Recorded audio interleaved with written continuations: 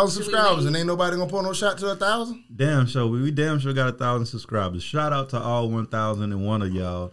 We appreciate y'all, man. We needed that shit. Now we can make some money off this shit. But don't stop following us and don't stop subscribing. We can take another one if you want to. Yeah, I do want one. Are we out of little cups? And they continue to take the shot without you, without pouring you. That's some wild shit. It's just what women do, brother. Yeah, I'm used to it though. It didn't even bother me. As a man, it just didn't even bother me. As a man, you want me to get you the other chair at the front? Yeah. Now, like, picture now, if a man had did this, if we and you had toasted to this and then pour them on, absolutely. Oh, okay. I'm going we'll pause it. We'll clip it and we'll come back. No, you won't. On and be right in the chair. Listen, you ain't much. Listen, you about the same height either way though. That's the funny thing though. Stand up and do the podcast. I could. Yeah. Hey, you fucking, bro. Look at you, bro. Now look at this nigga, bro. I have not. This is the gym. Nah, you getting 8 out or something. No, I'm not. Nah, my nigga, bro. Nah. Hey. Listen. I'm not. Or somebody mighty close. He don't even know he finna get something. You send a nude, you did something. I did not. Oh, and that coochie gonna be good and ready too. So he's gonna get the good part of the coochie. Nah, she on there early. That pussy gonna be half stepping when she get it back though. Ooh, first of all, even if I was to, I don't be half stepping because I'm a grown ass. That nigga gonna kiss you on the neck. You gonna, I'm so sorry. That usually don't happen. So I'm the nigga. Right, that doesn't happen. Like, I'm so sorry. I'm the nigga. Cause you more ready than he is right now. He just ain't really made he ain't putting no pressure down, and that made you even more ready. Nope. Right. But you playing with that. But you fucking with dangerous waters though. Like you, cause any nigga to fuck you next, you gonna fall in love. Any half, if that dick decent. On a scale from 1 to 10, you get some 7 dick right now, you ready to get married. First of all, let me tell you something. Okay. I'm not fucking until I know it's okay for that to happen. For what? For you to fall in love? Yeah. But you ain't gonna never know that until you fuck. That's oxymoronic. No, listen, wait. No, it's not. Listen. Mm-hmm. I am a particular type of person, okay? Okay. So a person has to be able to get through certain things with me, okay? I have traumas, you know what I'm saying? So, like, I do certain things that I know are fucked up, and so I just pull away. I'm talking about, but not in a normal... When I say that, people think I'm catching. Can you give me a small example? Okay, so I had this actually happen. So the person said something like, it was a compliment. I knew it was a compliment, right, but I have insecurities with what it was about. So I didn't. I got cold. Like, can you give me the compliment, or is that too personal? I'm trying to. They was looking at pictures of me younger. Okay. And was like, "Damn, you was bad then." How young are we talking? 19, 20, whatever. Oh, okay. Okay, so, and I'm like, yeah, and they was like, no, like, damn, like, you know.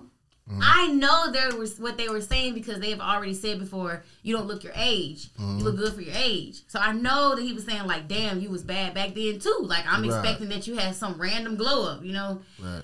But I'm insecure with that. So I was taking it like, so I looked better then than I do now. Okay. And that was I knew that was my fault. That's not far-fetched from a woman would But process. Most people would just be like, well, this is what I do. Instead of me saying something, I just was like, okay. But I get quiet as fuck. So it's clear something's wrong. Right. So what's wrong? Nothing. Because I know it's my issue. So I'm like, nothing. Ain't nothing wrong. And I try to pretend like ain't shit wrong. But if a person really can read me, they know like the energy's off. You've switched up. This is different. Right. Yeah. Normally, a guy would just be like, all right, fuck it, I ain't finna go through all this, which I get. So that's one of those things to where, like, even though you knew what he meant, it's like you can't help what bothers you. I can't help what bothers me, but I know I'm wrong for how if I respond to it and snap, because it's not your fault. You so said the shutdown truth. Is sometimes necessary. It is. It's okay, but correct. I don't like the terminology necessary. It's necessary for me her. not to do for some her. stupid shit. Not in general, but I mean for her. Correct. For her. To not make him feel like he did something wrong. No, exactly. I agree with the clarification. So what happens is most dudes, even if they know that, they don't say shit, they just let it go, okay? Mm-hmm. So sometimes I find a rare person who will be like, no, listen, I know something's wrong, and I know it was something I said that you took in a step. Break that shit down, and normally I still am like, no, I'm good. I leave, and then I might even block your ass and never tell you why. Right. Damn. And it's bad, and I know it's wrong, and then I feel stupid, so I'm definitely not coming back to it because it's like, it's your fault. Like, they ain't even do shit. Women don't find that as a red flag? I definitely do. I'm this right here. When a guy is too patient, in a sense, it's almost like who else are you fucking? No, not even that. Just like you're too patient. You're not like I'm wide open at this point. We done went on dates and shit, and you still ain't tried nothing. Like, is this dick finna be trash? You feel what I'm saying? Oh, no. Because sometimes you can be in a situation where you've gone that deep with somebody and you falling for them. Yeah. And then y'all finally take it to that space. I'd be kind of scared. I would too, but you know because what? Usually when you dope like that, you trying to get to it. I don't think that they think that your D might be trash. I think that most women would feel like you're just not that interested in them. No. Like, We actually feel like that both. So literally, when you get a guy that's perfect and then they ain't tried you though and made you feel uncomfortable, you do be like, damn, what if he can't fuck? That's like a man trying to eat you out all the time. That's what it is. Like if a nigga overeat the coochie, you like, oh, this dick finna be trash. Right? No. He been doing this shit. He down there too long. He ain't trying to come up here. That's how you feel. He ain't trying to get none of this like coochie. overly like, okay, I've already been like, I've heard a girl tell me that. Like, and I'm like, give me some dick, and they still ain't.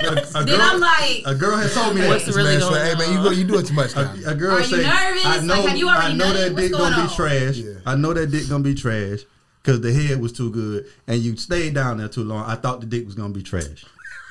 I just knew it was gonna be trash. That's why he's a connoisseur. No, I didn't even say I was good. They just said you did it. You was down there too long, and you wanted what?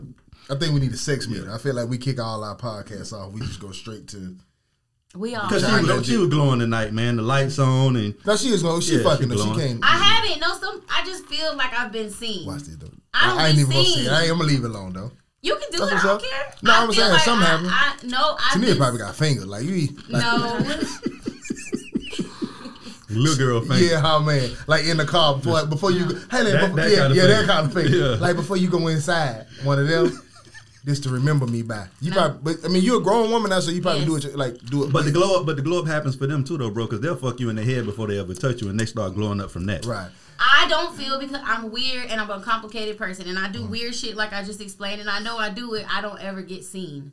You don't know what it's like for people to look at you and never see you. I felt like that my whole life. So when I see a person and I've had a person make me be speechless, and I talk a lot, but I don't mean I'm always saying something, and I know that about myself. We know that about you too. But do you know how hard that is to eventually realize that and be okay with saying that? Right. Like, so I'm okay with that, but like I've had a person, I'm having a conversation with them, and they say, "Why you get quiet?" And I'm like, "Damn, I ain't really having nothing else to say." Like, that's a piece for me, and that does make me feel good. Question though, for both ladies, because I reckon that like I'm so country right now. Yeah, and old. But don't laugh at me now. You probably ain't never heard that. I reckon you. The day I got my beard growing out with the grays. But anyway, I assume that both of you had moments like you described earlier, as far as them lights are killing me too. Yes, as far as feeling some kind of way, but just choosing to shut down about your feelings, right? Why isn't a conversation to be had? Like, what is it in a woman that just can't open the conversation? Like, because most of the time, I feel like a man will take it as she's ungrateful. Like, I just right. You don't feel like those feelings are justified. Instead of a lot of men, they have your egos are fragile, and that's just a fact. So they won't see it as, oh, she's being open with me. They'll see it as, I just complimented her and she ain't like it. Like, is she ungrateful that I've been that guy? So. Or I feel like I get that. I'm a person who has a lot of feelings sometimes about stuff. Right. And I know that I be taking shit too far or thinking too deep. Mm-hmm. And it's like, why would I sit here and end up being like, damn, she always do this shit, when some of them I could just shut the fuck up and realize later, damn, he didn't even mean that, instead of having to be like, sorry. Which I agree with that if you're not going to affect the vibe. Right. But if you're openly saying that the vibe is going to be affected, I would rather you just fracture my ego and we can talk. Right. No, that's what you say now. Right, but it's like we feel like it's like complaining. But what we have to do is give each other a chance. Yeah. That's what we don't do. Men don't do that with women, and women don't do that with men. We don't. We like to predetermine what somebody is going to feel before we do it, and we don't do it. I learned from experience. But see, this is how you get accountability out of a person, though, right? Is that even if I think in my head she gonna cut up, I got to give you a chance to cut up. So when you do cut up, now when I say every time I tell you something you cut up, it's justified. Right. But if I never tell you, and I'm saying in my head you might have cut up, now you got room to say you don't know how I would have reacted. Because I've grown like that. I've had conversations with women, and they tell me, hey, this makes me feel this way. And I react the way you said they react, right? And the conversation goes on. And then when it happens again, then they come back and say, no, I'm not trying to make you feel that way. I'm just telling you what makes me feel insecure and how it affects me. So now when that comes back around and it happens again, I can take it in my mind to take that criticism or whatever. You're making it. I'm speaking more in general, but you're making it personal. No, I mean just what I'm saying is that I'm a man. So what I'm saying, I'm not speaking for all men, but I'm speaking from a man's perspective. Like what I'm saying is that a lot of times with people is once you tell them something, yes, it's just like with a woman. If I tell my woman something, it may hurt her feelings, but I have to allow her to process that. So now when I say it again, it doesn't hurt as much. You feel what I'm saying? Because now she understands I'm not trying to hurt her because we had that conversation. I'm just telling you how I feel. You feel me? And how you took it is how you took it. I have to let you feel the way you feel. But that doesn't change the way I feel. And if we don't speak on that, we're in a relationship or a situation to where we're both holding in our feelings and we're not communicating because we're afraid of how somebody's going to react to it. And before you know it, you have more chaos and you have more issues. There's not a lot of men who think that way. Right. So like that's what I'm saying is what I just experienced was like that. They were like, why didn't you just say it? And in my head, I'm like, you're so right. I'm so childish because why the fuck didn't I? You asked me 3 times. That's 3 opportunities for me to say. I'm the person who does say it, and then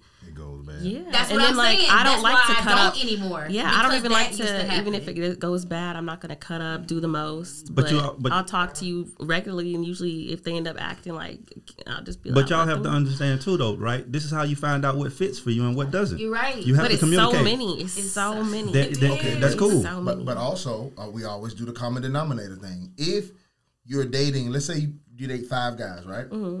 I assume that they're not related, right? So, okay.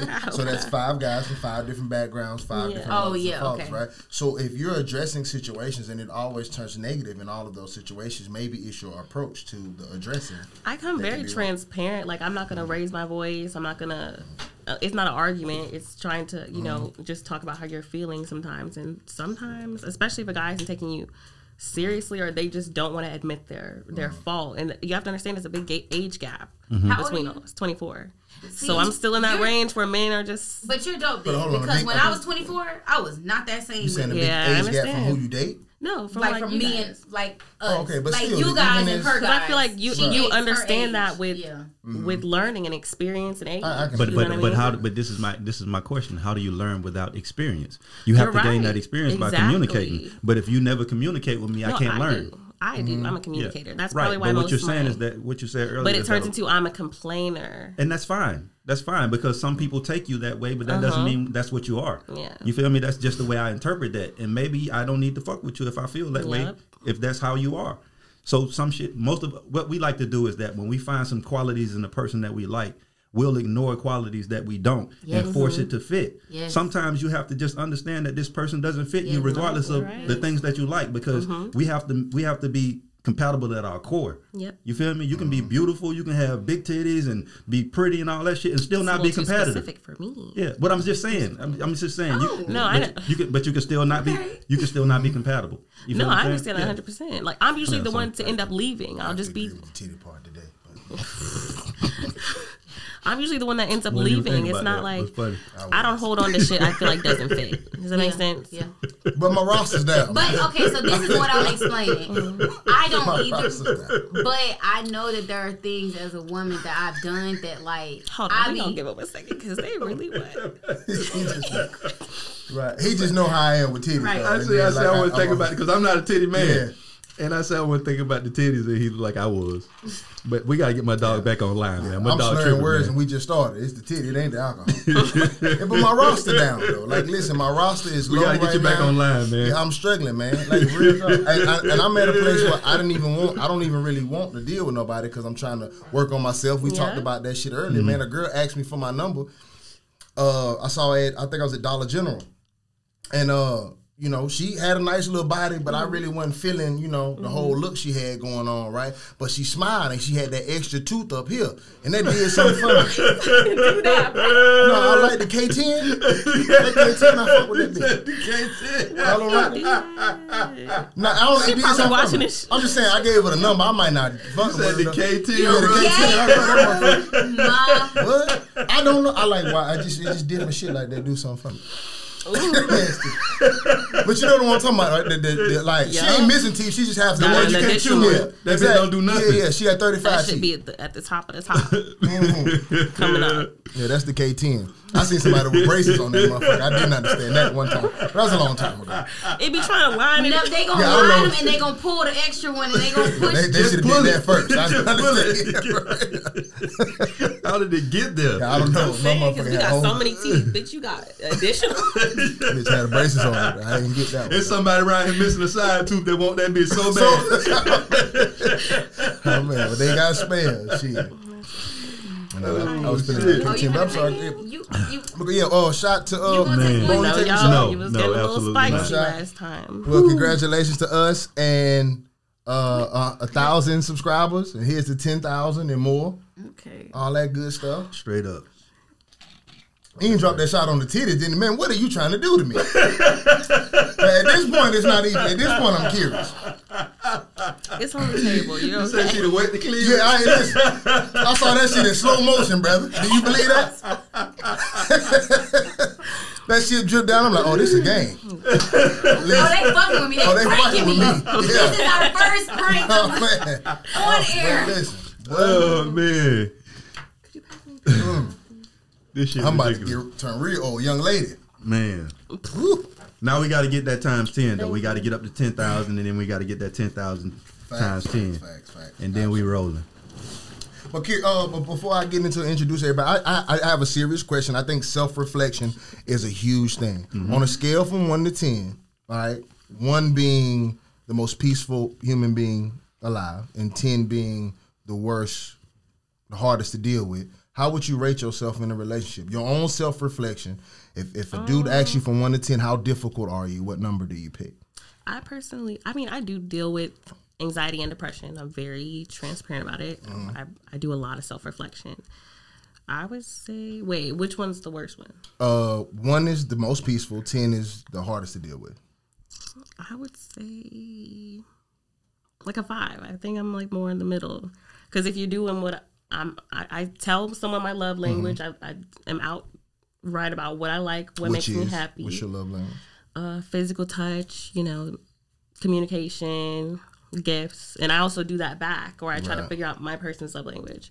But if you're not doing what I like, and if you try to determine my love language, like you come over and you do something small for me, and it's like, oh, thank you, but that's not really Your thing. Yeah, and doesn't mean I'm ungrateful. It's just you're trying to decide what's gonna make me happy, and I'm telling you what makes me happy. Does that make sense? Yeah, no, I understand what you're saying. And so, I can debate it, but I get it though. Yeah, so if it's like, if you're not doing what I like, then I'm very open, and that's when I get the whole naggy thing, because I'm going to be like, hey, this is what I prefer, this is what I like, this is what I don't like that you're doing, and then I become a nagger.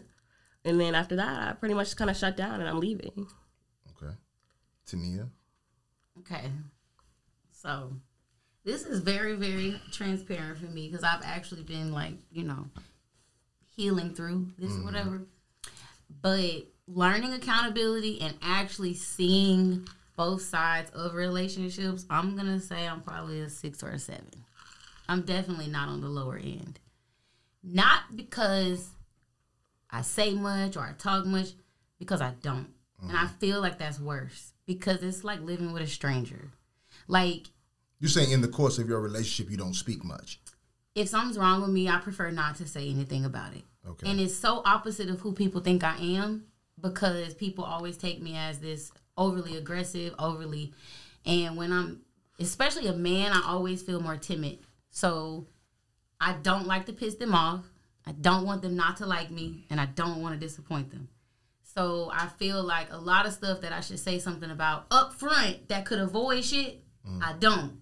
I'm passive, and then they think it's okay, And then when I finally say something that's out the blue, you're not okay with some shit that I knew I wasn't okay but with. But is this in the beginning or in your actual like I'm talking about actually in your relationship, or do you have these moments? Yes. Right. Like, why do you feel like that with your man though? That's what a lot of stuff happens. Because I feel like a lot of stuff that I overlook in the beginning, I know are deal breaker things that I'm never going to get over. Okay. But like you said, I'll find these traits that like I'm growing up how I grew up. I have this I used to have like this ideal or this like these feelings that make me feel I guess validated maybe, you know? And so I'll get with a man and let's say that they do those 3 things, but they're still a shitty ass person. Yeah. I'll look at it like, well, I'm a flawed person who's had all these things happen to them. So you'll make excuses. I will make excuses. And I'll deal with the shit until I fucking can't. Like, until one small thing. Like, but like usually, how I said cheating never bothered me, right? Mm-hmm. Okay, I ain't leaving for that. No? Yeah, see? Adopt. No, I wouldn't say adopt. I would say I know that I have issues, but I feel like I wasn't adopting that. When I get into mad syndrome, I just shut down. And that's like, I know how that feels because I remember having, let's say, a person I'm supposed to be getting love from shut down, and I don't. That shit feels worse than somebody blowing up to you when they completely are cold. Yeah. And in my head, I know I'm being that way, and I can't stop it. So I feel like that's worse than a motherfucker just being. No, I agree. You know if you don't walk around the house type to act like ain't nothing wrong, but it's clearly something wrong in here, and that you can feel that tension. But right. So I used to think that was peaceful because I wasn't saying anything. Right. So as I got older and I, have breakup and I go through therapy shit, it's like I realized that's some really mean shit to do. Instead of just verbalizing. Being expressive. And especially because to other people, I'm always verbal. Don't try me, you try me, blah, blah, blah. Then I go home and I can't talk. I clam up. That's not cool. And it's very hypocritical because it's not some shit I would deal with. Right. But yet, I'm going to do it. No, it took me to like 34 to realize that shit. So I've been. Listen, you got plenty of time. That's young. We just think that's old. So they usually say how you are in your relationships has to do with usually how your interactions were with your parents. Oh yeah, definitely. Because I don't tell them anything either. Yeah, I can see that. I think that's why I'm so opposite, because my dad was very overbearing. I love him to death, but he's very overbearing, very dictator type of thing, very over you. So it's like he's very, shut up, don't talk back. So I guess one day I was just like, I'm never gonna be that type of person to just shut up and not. So I'm not with other people, but with a person I want to love me. Your boyfriend suffer for what your daddy did. That's personal trauma. You have to go. No, it's not suffering. It's just I'm always gonna say how I'm feeling. I'm never gonna sit here and just let someone tell me like be quiet. Like no, I have a right. See, that's what I'm saying. I never even had nobody tell me be quiet. Like the guys, they always are saying what's wrong. We can break these down in so many ways. Every time they say something, I got like something to add in there. But before we get too deep, we got a 5, 6, 7, right? And $1 million question is, the comments gonna go crazy. What number do you rate yourself? Because you got some eyes watching that's gonna disagree with you. Yeah, no. What I'm gonna say is that that rating depends on what type of woman I'm dealing with and what their mindset is. If I'm dealing with somebody that's more like-minded and sees the world the way I see it, I'm a 2. But if I'm dealing with someone that's more traditional and more rooted in the way the world works, because my mindset is so like unorthodox. Right. But you have to give me the official I'm in like not the thing that we as men do sometimes where we really bond with a girl, like we're a thing, but we're not a thing. You know what I'm saying? No, I mean official. That's what I'm saying. Yeah. I mean in a relationship. Yeah. That depends on the person. But I could be a 2 or 8. Right. It just depends on the person. You feel me? So I think in most cases. Have you had your 2? Yes, I've had my 2. Because I think I could be a 2, but I don't think I've had. I get what you mean. Yeah. I don't think I've had that. But my question would be, if you and I'll get to the 8 part, but when you were a 2, what would cause that to end? Yeah. Sounds like a 2 was pretty tolerable. No, 2 is but that's what 2. It was more so them, not me. Right. In that case, you feel me? Yeah, okay. And I've been in situations to where they were a 2 and I was an 8. Okay. You feel what I'm saying? So that's what I'm saying. It just depends on the person. It's a chemistry thing. You feel me? But if I was just to give myself a general number, just with all of that, I'm probably like a 4 or 5. Okay, cool. It's because I'm not, for one, I'm super non-confrontational. And I'm not in a fashion to where it's almost like me. I'm not. Yeah. Like. See, my thing is this. Like, bro, I believe in peace on a real scale. To where, like, if like I'm gonna let you get your shit off. You feel me? And I'm gonna let you argue for as long as you want to argue, and I'll listen. And I've learned as I grew older to not always have a rebuttal.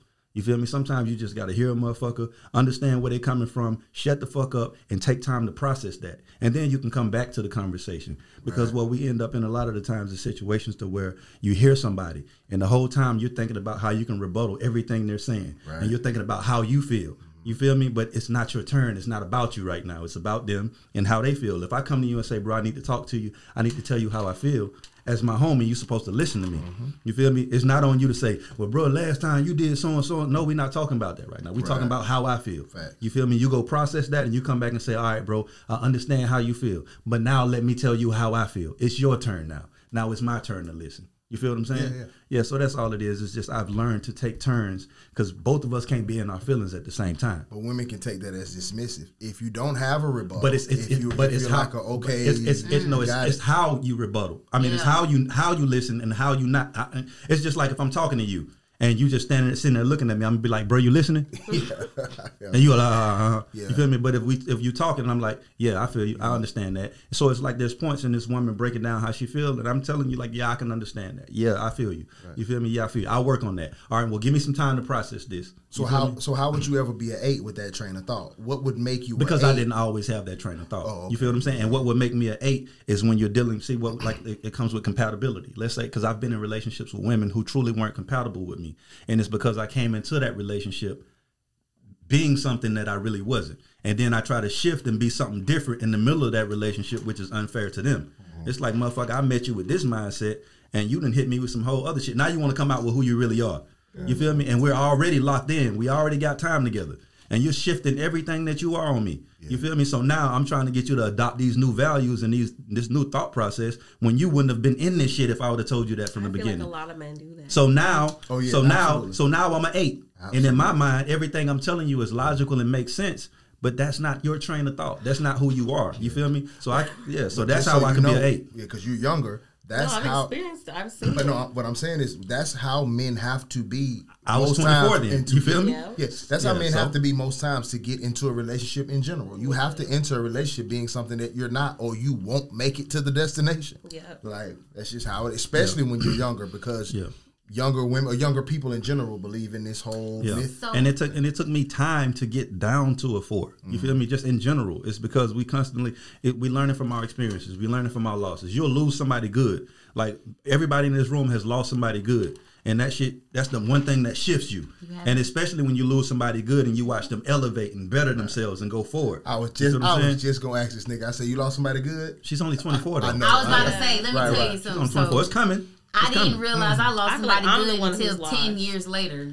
Or the only person that I feel like, I don't think he was good either. I feel like I left everybody for a reason. Yeah. You did, but later you're going to realize one of those reasons was some little bitty ass stupid shit, maybe. I ain't going to say you might not. Or sometimes you're not as good as you think you are. Yeah. Like me personally, I can reflect. That is a hard feel right there. Like that's a mouthful right there. I mean, but honestly, I could call any of them up right now. Like we're still there. They're already going to know. What I'm telling you is this, right? No. How it's just like this. The world is glass half empty, glass half full. You can see it how you see it. From your perspective, you can be right or you can find where you're wrong. There's always a part where you're wrong. You feel me? So when we reflect and it's a red flag, and it's very alarming to hear somebody say they were never the problem. I don't think I was ever the problem. And most of the time, that means you were always the problem. If you are never the problem, most of the time you probably are always the problem. I think that's a t-shirt. If you're never the problem, you're always the problem. That's a t-shirt. So I feel like, to me, you don't fully get to the certain part of womanhood where you see the women in like 40s and 50s where they just like got all this shit figured out till they realize the fucked up shit that they inherited, believed, incorporated in their self, and had to let go of. And when I say it's a hard pill to realize, damn, you're a bitch. Like, as a man, damn, you are fucking picky. Listen, as a man, I look back from the age that I am, I look back to when I was 24 and I thought I was right in those situations. And I'm like, bro, I was a fucked up dude. Facts. You feel me? Remember But it took me to y'all- now to look back and realize that. Remember I wrote y'all that time and I said, I'm just writing this here so I'll remember it? Yeah. When it was like, am I picky? Yeah. Talking to my homegirl. We both talking about some stuff, whatever. And it's like, yeah, that's good, and this good, and that's good. And it's some, I'm talking about, y'all, I'm talking about, let's say, small shit like, but I like blue and they like red, man. And I'm like, something hit me and I said, bitch, What does that matter? we might be picky. Like, we might be the problem. But my shit was never small. No, I'm talking about, we just was having this conversation about, let's just say, these two dudes. I'm just going to say that. And both of them are like, I feel like this was great, this is good, this is that, they do this, they don't do that, blah, blah, blah. And then it's like, but they was short. Or they forehead was big. Like I'm talking about just say some random shit that you made you realize like, bitch, sometimes I think we get in our own way over stupid little shit, and these people good people probably. But we looking at some petty ass shit. I'm the type to hold on longer than I probably should, but that's why I'm the one. I'm talking about before ever getting there. You but some of that, what you're saying is a problem. 90% of relationship failures are the woman's fault. Now let me explain why. Not to be, it's the woman's fault because you are the chooser. You understand what I'm saying? Mm-hmm. Okay, it's like if I had a company, let's picture it as a company, right? If I own a company and I keep hiring fucked up employees, is it the employee's fault or is it my hiring process? But I don't think they were all fucked up. No, I'm just giving you an example in that scenario. Yeah. Right, it's the company's fault for having a fucked up hiring process, right? What they call it, a high turnover rate. They always blame the company for that. They don't say people quit all the time. Right, so what I'm saying is a lot of times women get into relationships and the worst thing that can happen is just the person that you pick. That's why most times a man who really likes you or who's into you, when you pick another guy, he can tell whether it's going to pass or fail off top. Because most of the things that women are into are not good for them, especially early on. Early on. Most of the things that you're into are not conducive with the type of relationship you expect from these men. They just ain't conducive to your lifestyle, too. It's not. So your expectations of what a relationship is, number one, for a lot of women, I'm not saying you, I don't know what your expectations are selfish. That's number one. Most young women's expectations of a relationship is selfish. Mm-hmm. Okay? Most of the times they haven't even been taught what a man is. And to y'all credit, which is not y'all fault, I always say this on this podcast too, I believe younger women should be with older men because what you expect from a man, just show, even if it's fantasy level, even if it's just some far-fetched shit, is not for a 24-year-old man. What you're thinking and what he's thinking is, I'm talking about far apart. I don't think it has to do with age. Especially, it has a lot to do with age. If you expect monogamy, it definitely has a lot to do with age. Because I met some older men who were just as, I'm going to say, stupid. You can be some immature. That's facts. But what we're saying is it's less likely that you would find. It's super unlikely. If you're fishing in a 24-year-old barrel looking for a faithful man, good luck with that. I had this old lady tell me when I was with my ex, we was only like 25 then. She was like, good luck, baby. A man don't even start to think about being a man until 28, 29. Mm-hmm. That's a fact. And she was like, then they still got a couple years to figure it out after that. And then they might know what they actually want from a woman. I like to think I'm an advanced. I like to think I'm an advanced guy, bro. Right. I'll be 40 this year, and I'm just now figuring this shit out. Agreed.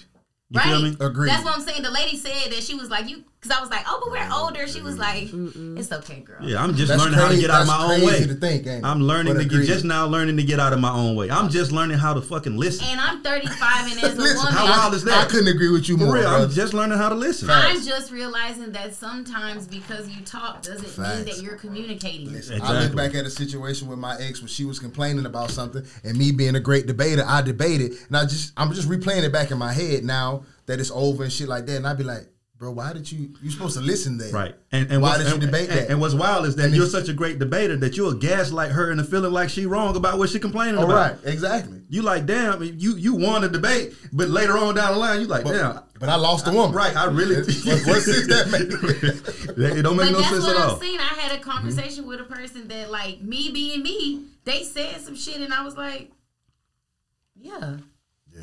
That was it. I literally I was lost for words. Not speechless, but it was like, you really said all that shit. I'm good. I ain't got nothing else to say. It was like, it was dope. You know what I'm saying? Right. Silence becomes your best friend as you get older. Yeah. And it was cool as fuck. Silence becomes your best friend. You just got to learn to be quiet and not in the shutdown fashion, but just in a fashion the way you can take in some information. That's what I'm saying. And a lot of us are talking in our mind even when we're silent. You're talking to me, and my mind is racing so fucking fast that I can't even process what you're saying. I'm really just trying to get together what I want to say when you're done. Like, you done? Right. That's I'm waiting on my saying. turn. I had to realize as an older woman that just because you're talking doesn't mean you're communicating. Sometimes your ass just talking. Right. But you ain't actually getting your point across or listening to the other person. I'm glad to know y'all difficult in relationships. Y'all are horrible. I only say I'm difficult because of those things, but like now that I know, it's like so much easier to just not be that way. What are you? I'm a 3. You're a 3.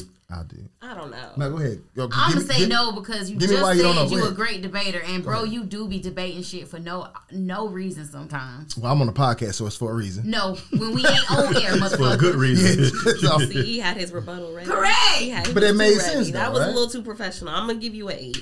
An 8. An 8. Damn. From a 3 How to about we 8. rate each other? I'm gonna give yeah, you rate an each 8. other. Go ahead. That's cool. It's because I'm light skinned. Listen to me. I am a 3 in all relationships. I come on the show and say all the time.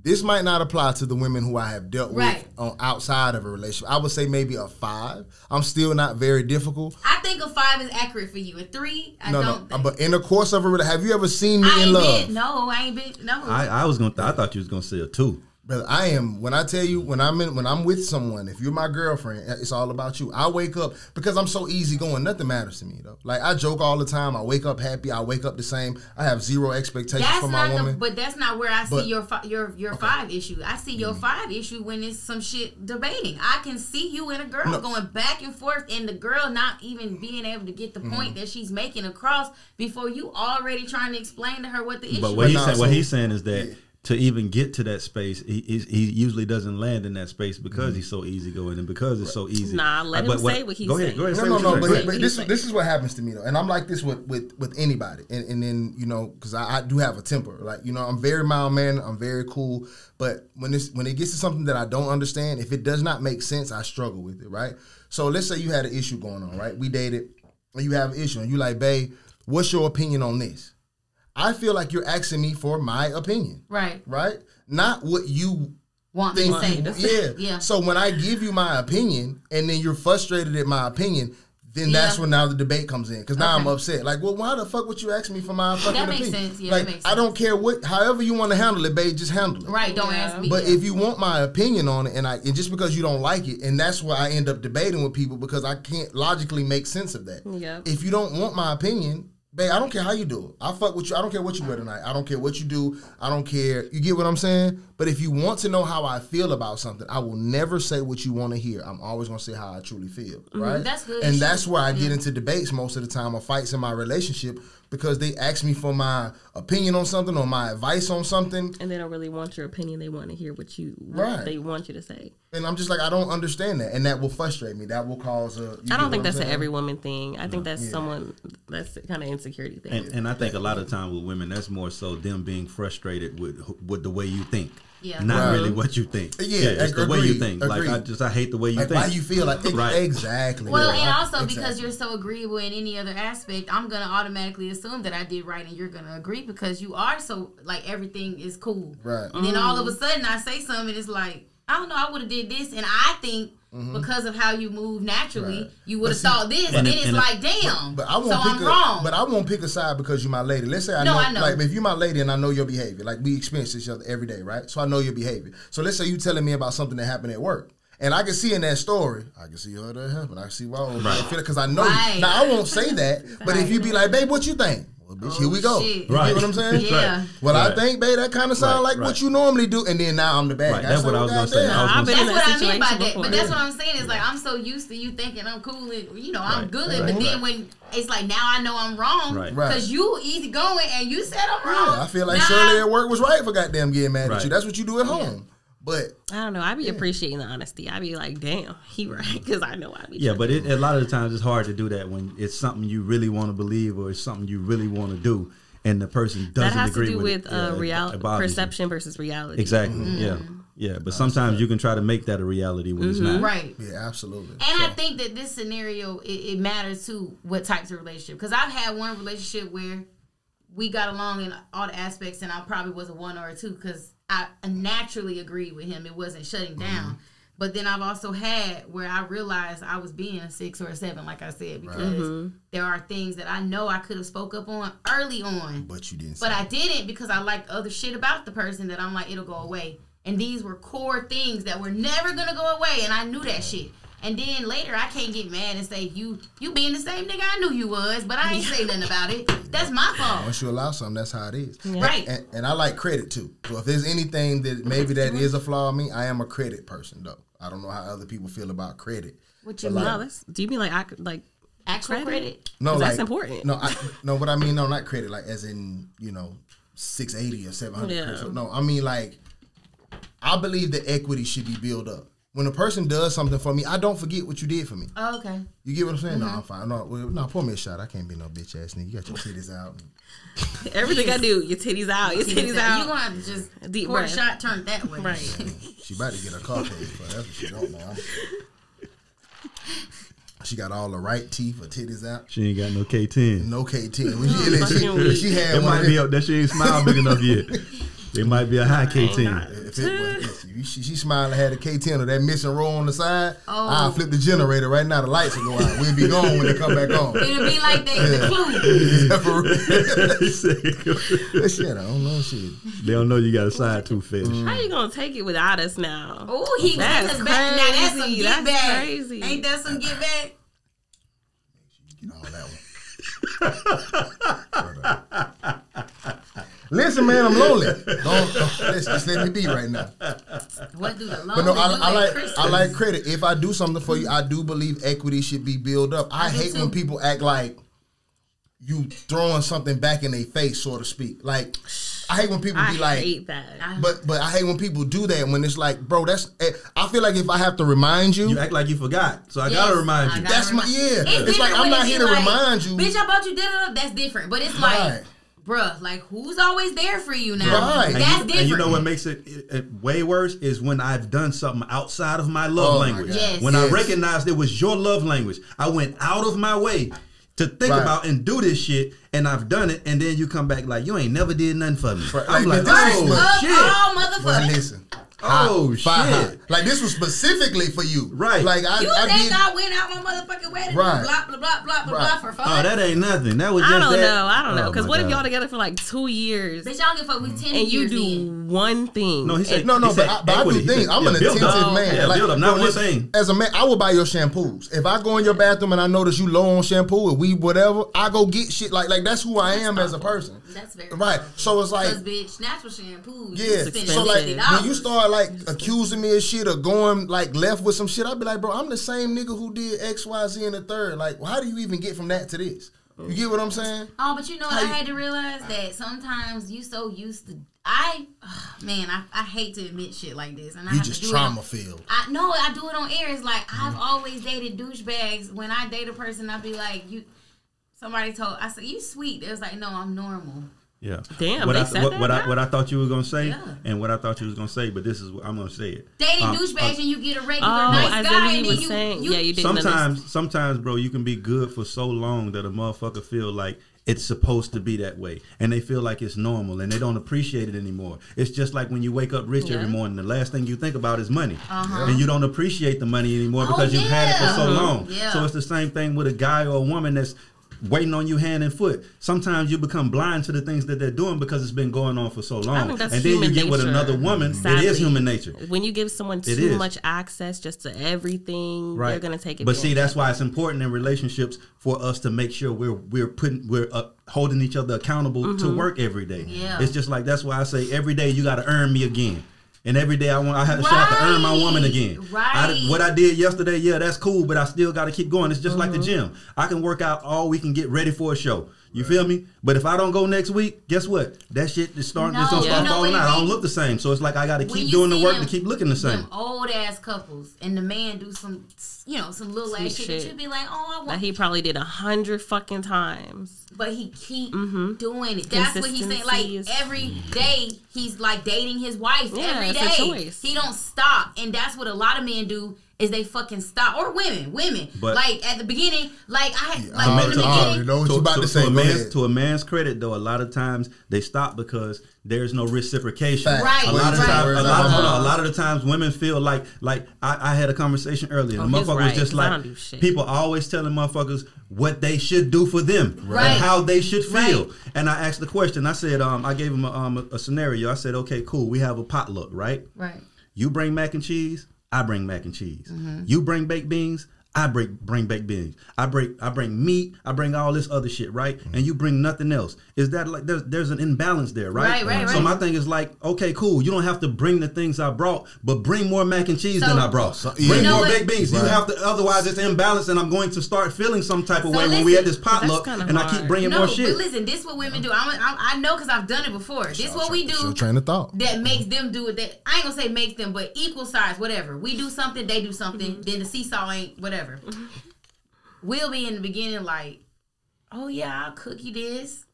Oh yeah, we fuck all day. Oh yeah, I'll suck the dick in here. Like we'll do all this shit, and then I don't know, however long down the road, it's like I'm tired. I don't know. Where you But I only get like that because I know people, I'm saying right, I've noticed that, and then I had somebody say something one time. I heard my homegirl, the dude said, okay, you cooking for me now, but you're gonna cook in 4 months, and that's when I was like, damn, we do that. But to your credit though, right? And that's okay. My thing is that if you're gonna dial it back, that's okay. But understand we're both dialing it back. That's what I'm saying. Yeah, allow me to dial it back too. No, you can't dial. You. But I need to be able to dial mine back too. That's what I'm saying. I don't think as women sometimes we realize like, okay, pussy's super important to y'all.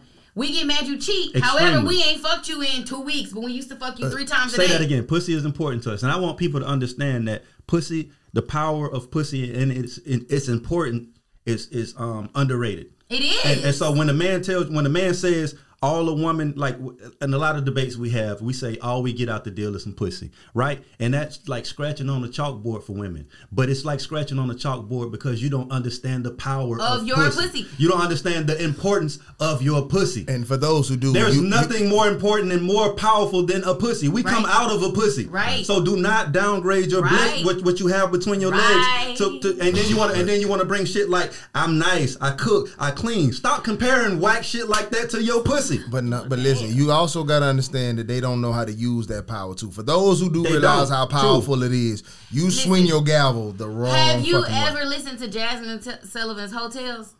Yes. You know Donna's Tale where the lady say, that lady had a nerve to call me a trick. I said, bitch, you a trick too. You a trick for your husband every night when you fuck him in order for him to mow the lawn and this and this and that. And she say on there, your pussy is your power. You get what you want with your pussy. I'm choosing my reward with my pussy. You taking what they give you. I'm choosing my reward. That's what, and it's like when you think about it in that aspect, that's true. I've been married. I know that I'm like, if I fuck right now, tomorrow we ain't gonna argue. But I think we got to rephrase it though. I think it's the access to your pussy that is power, because pussy itself is a declining asset. I mean, it declines. But hold on. And I'm gonna let you finish. But I want to say this. This is, and you're right. That's what I didn't get around to in this is that the reason why it doesn't have so much power is because you said everybody freely giving access to it. It's just like this. What's the most important thing in the world? That's why I'm not. What's the most important thing in the world? Water.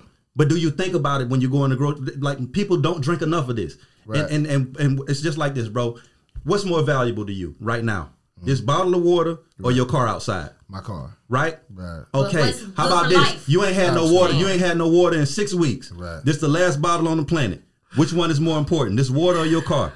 I'm thinking about milk right now, but that ain't got nothing to do with nothing. But what's more important? The water in that milk. Niggas are idiots. The water in that motherfucker. What kind? You drink water. chocolate milk? So It's chocolate milk? no, he's not. It's not. It is chocolate milk. Strawberry. It's chocolate. No, it's chocolate. Yeah, but chill. Why So what I'm saying is like, what I'm saying is that pussy is the same way that this bottle of water would be. Agreed. But what I mean by access to it, though, first of all, welcome to the Anxiety Issues Podcast. We are 50 minutes in. I am Adam 12 Taylor, here with my brother Boneface of Boneface Inc. and the talented hairstylist Miss Greedy Monroe. And welcome back, Miss A-List. How are you? I'm good. Good. I can tell you what ain't an A. That ain't none of my business, though. Dumb as fuck. You ain't listen to the song "Miss Me," did you? Right. No, Nah, I'm about you to. didn't. Cause she said I'm gonna miss her after no today. nigga disrespecting her. Ain't no disrespect at all. I'm trying to put them on the pedestal. You hear me? You hear me? I'm trying to put them on the pedestal. It's very wild, man. Just to take them down like the Christmas lights. But Man, so I'm thinking about milk right now. Right. And you was like, anyway, wait a minute. Your ass was like, Oh, why I thought he really? Why I really thought he meant milk? Bitch. so the whole time you I really didn't thought get he it. meant She milk. said chocolate. She said chocolate. that's why milk she or always something. said chocolate. That's Oh. because I dress. I really be like this on a regular. To me, it's like it's just titties. No, I don't it is really. just titties. I don't see her and I'm like. I don't see her like titty. But But you I also understand. don't like titties. I mean, I think women are beautiful. I mean, I'm not gonna. You know what I mean? But I Correct. You don't like understand, titties, I so understand. that's why What he don't you like titties. about titties? No, I think I love women. I love our bodies. I think we're definitely the more attractive specimen. Absolutely. But I agree. don't There's really- nothing dope about us. Yeah, no, I Yeah, understand. titties though, are but- titties. I But you That's chose a lie, though. I don't know. you chose that top. I like for thighs. Yeah, for a I dress reason. like this on a regular. Yeah, I'm just saying, Like, but you it's chose it to accent a part of your body that you It's felt a like cute was top. a- I got titties. I agree. If I had no titties, I'd wear the top. I don't agree with that. You would not. Right. There's bitches who Bro, have you- no titties. I That cannot wear wear the that top. No. No, you cannot. You feel me? But that's With my chest, you completely can't wear that different. top.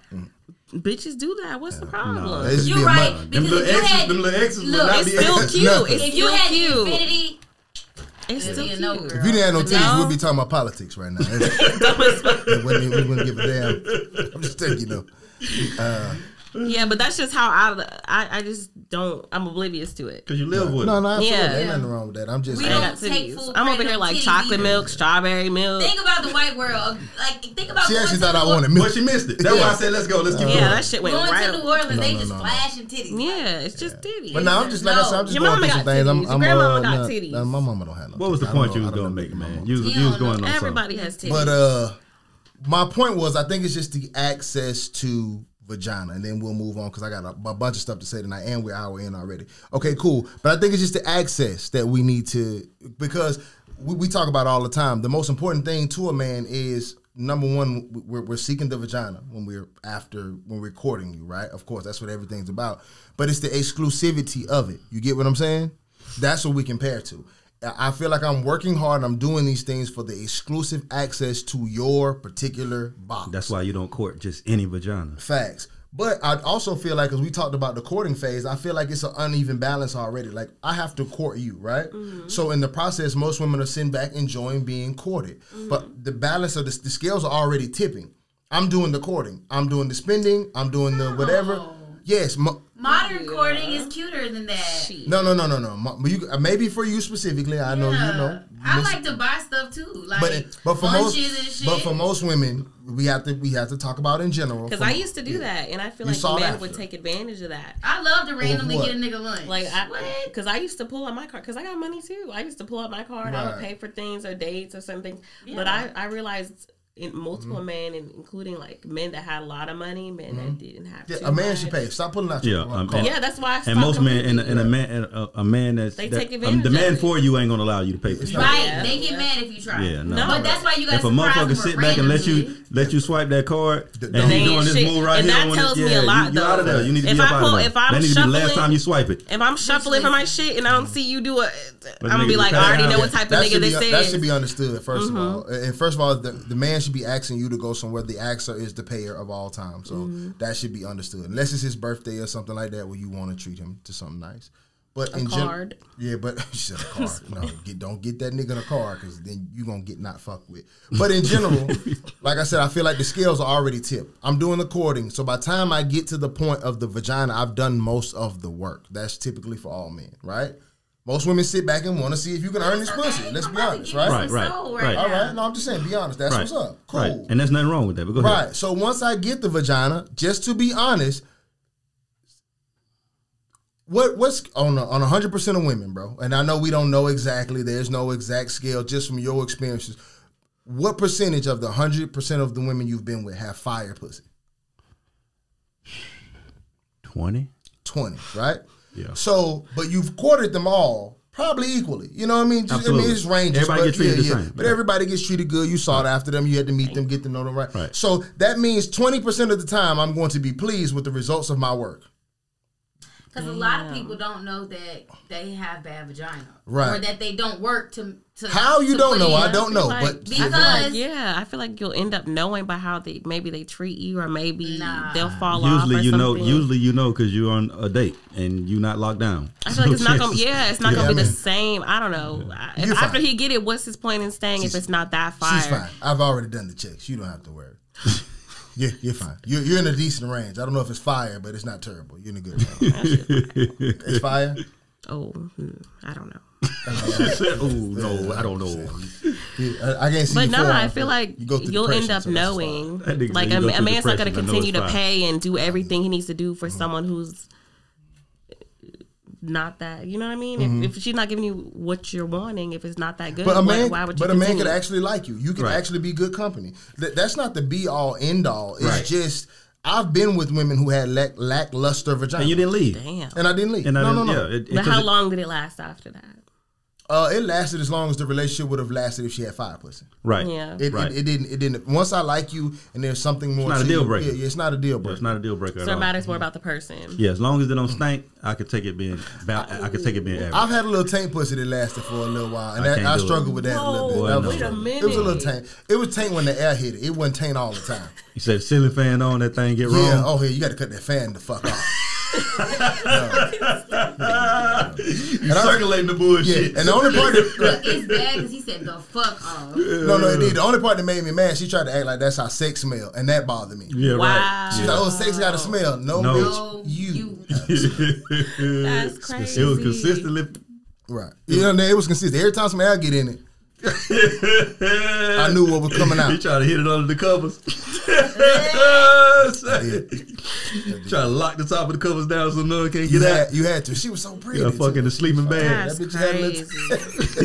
Keep it all trapped in. Yeah, sometimes it's like that. But I'll weigh in on relationships and vagina. The Kanye doc I finally watched. So are we all caught up on the Kanye doc? I got the last one to finish. I saw. Oh, you watched the last one? I thought you finished. You saw a little. A little bit. I thought you seen him crashing and burning on the last episode. He was crashing and burning at the end.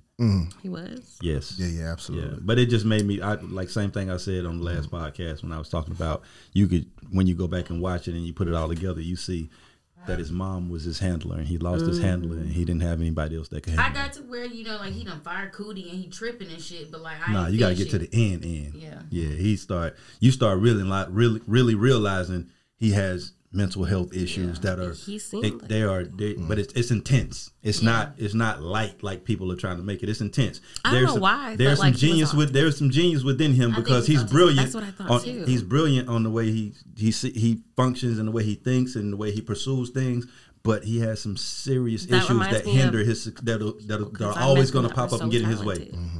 Yeah, I feel like he's autistic. Say that again. You think he's autistic? Yeah, because I've met a couple that were geniuses. Like they zone in on one thing that they may love. I met one that could tell you everything about a train, and he could play every instrument. And he had what is it called? Perfect pitch, which means you could play any note on any instrument, and he'll tell you what note you're playing. He was a genius. I think he's more bipolar than autistic, though. I had a certain person very close to me that I dealt with that had Asperger's. And Asperger's makes you extremely, but you have no social skills, and the way you talk to people and the way you deal with people's interactions is not.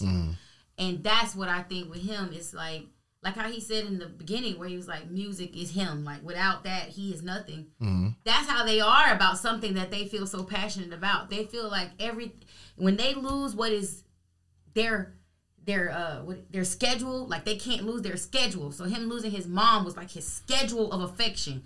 And he was kind of socially awkward, like he didn't know how to. Even when he was in Chicago, he didn't know he was. He was very social. A big issue he had too, though, is that if you watch it, you notice that he doesn't have the ability to process how other people feel. And that's also it's his world, and everything is how he feels. Even with his camera guy that followed him around all these years. You know who's somebody who has it in Hollywood? Jack Nicholson. Yeah, and y'all know he say he do crazy shit. People, they used to.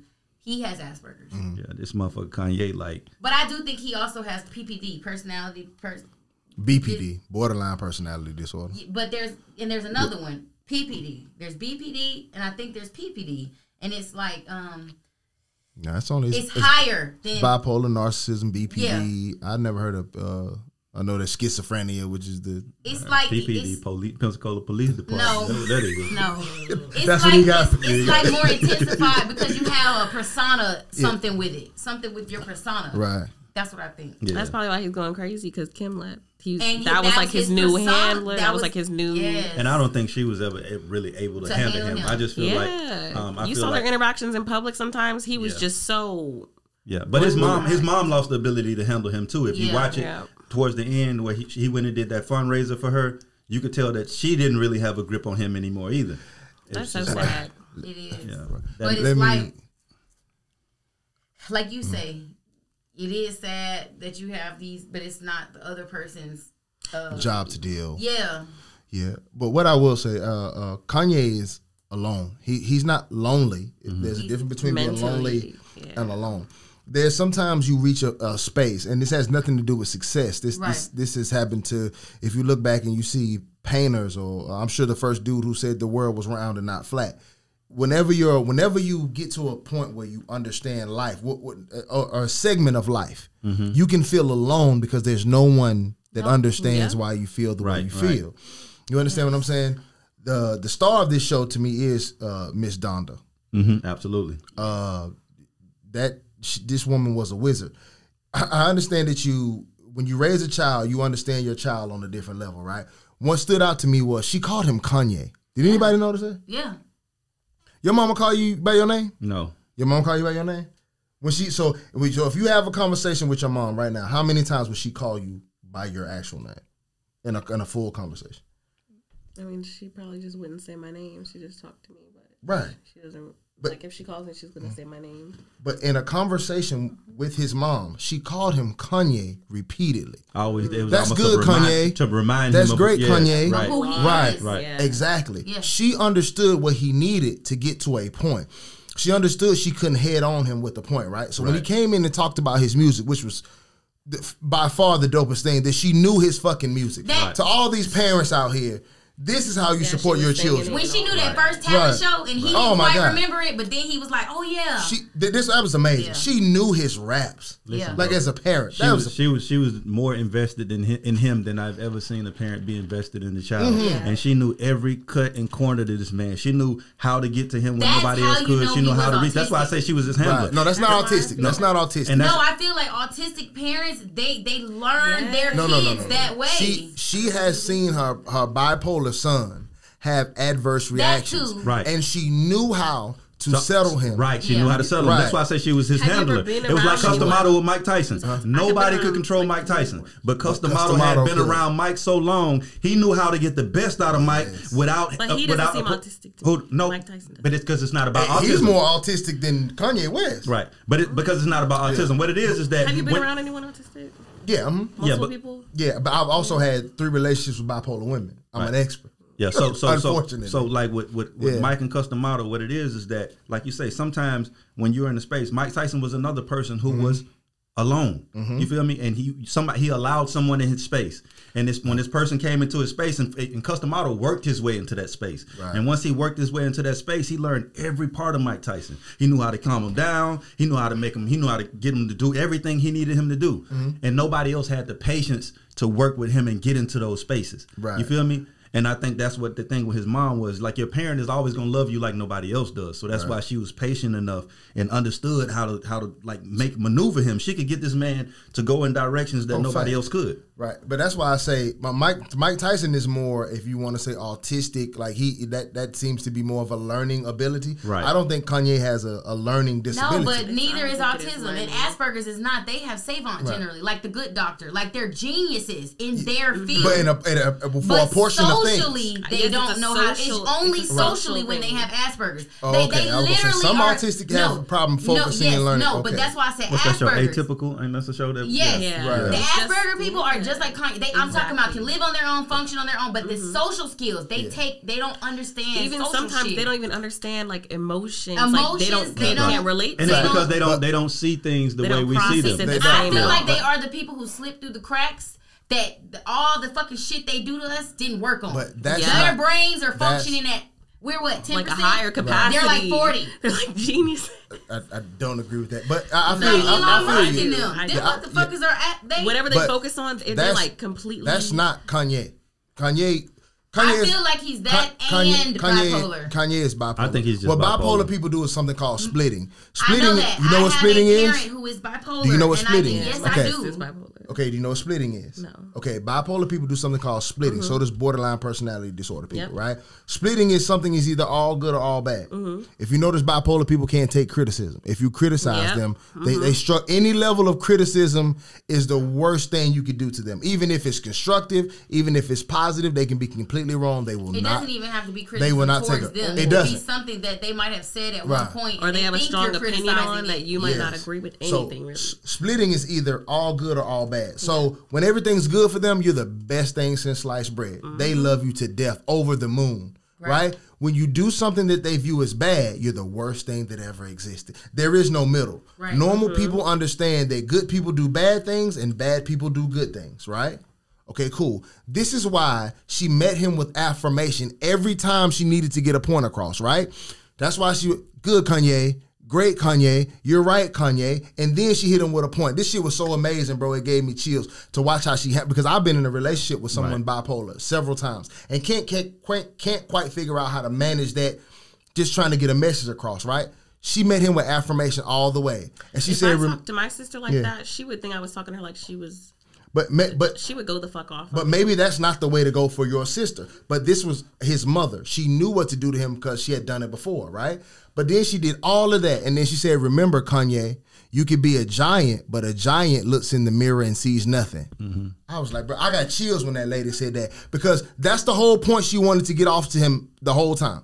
When he came in and bragged about where he was and what's going on with music and all that, all she wanted him to let him know was to remain humble. You get what I'm saying? But she knew, like, he couldn't come in the door and she couldn't be like, hey, yeah, that's great, you're doing everything, but stay humble. To him, they was going to be like, that living room scene was definitely the most powerful scene in that documentary when they went to his house. That made the documentary. She killed it. That was just like, and just to watch her handle him, bro, I was just like, this woman, it's like, she was special. Yes. She was special, bro. You don't get that. You don't get that from, like, that's advanced parenting, bro. Right, because at first, he what? No, go ahead. What was that? Just talking. But listen, at first I assumed that they was both slow. For a second, I'm watching this like, are they both slow? But slow.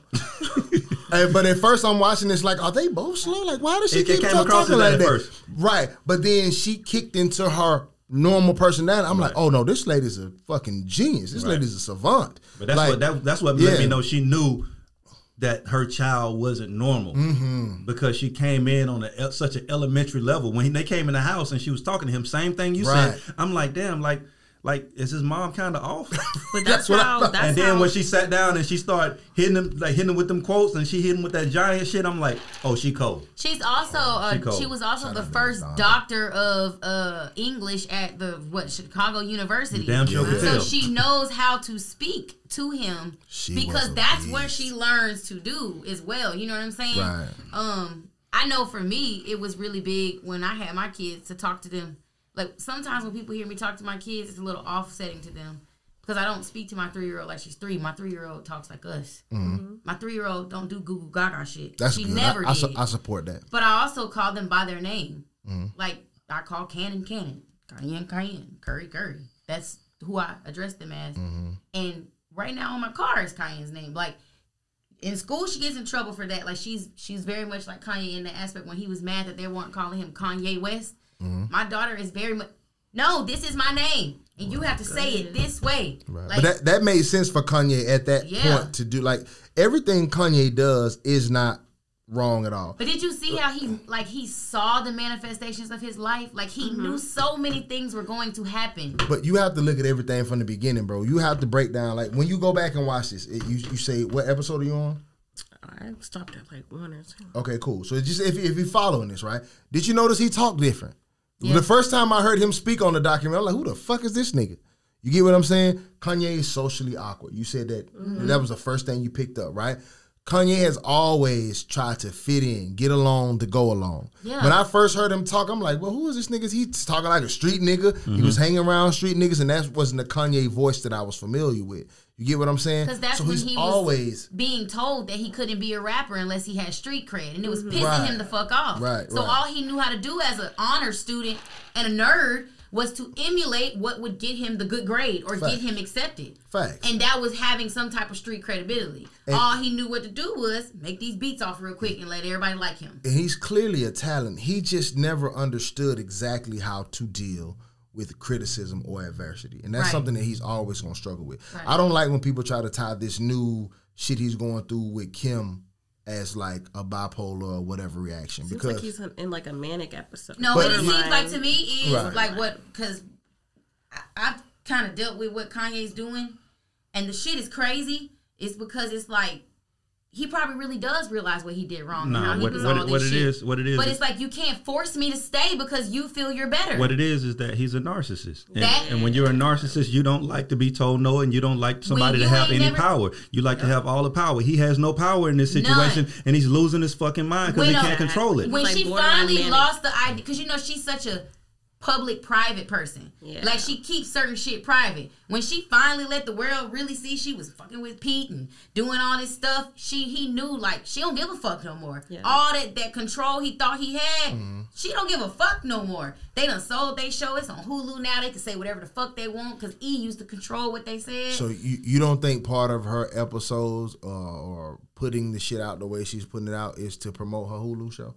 Definitely to promote her Hulu. Like, this is what they do. But done it so much. Is Kim. She's literally always promoted herself. Like, when the sisters used to want to be private, she would cuss them bitches out. Like, this is our fucking job. They put all their issues on the show. Yeah. They put the Tristan shit on the show. I do think that she's doing that, but I also do think she's tired of not being able to move the fuck on. Will you admit that that's financially beneficial for them to make Kanye look more crazy?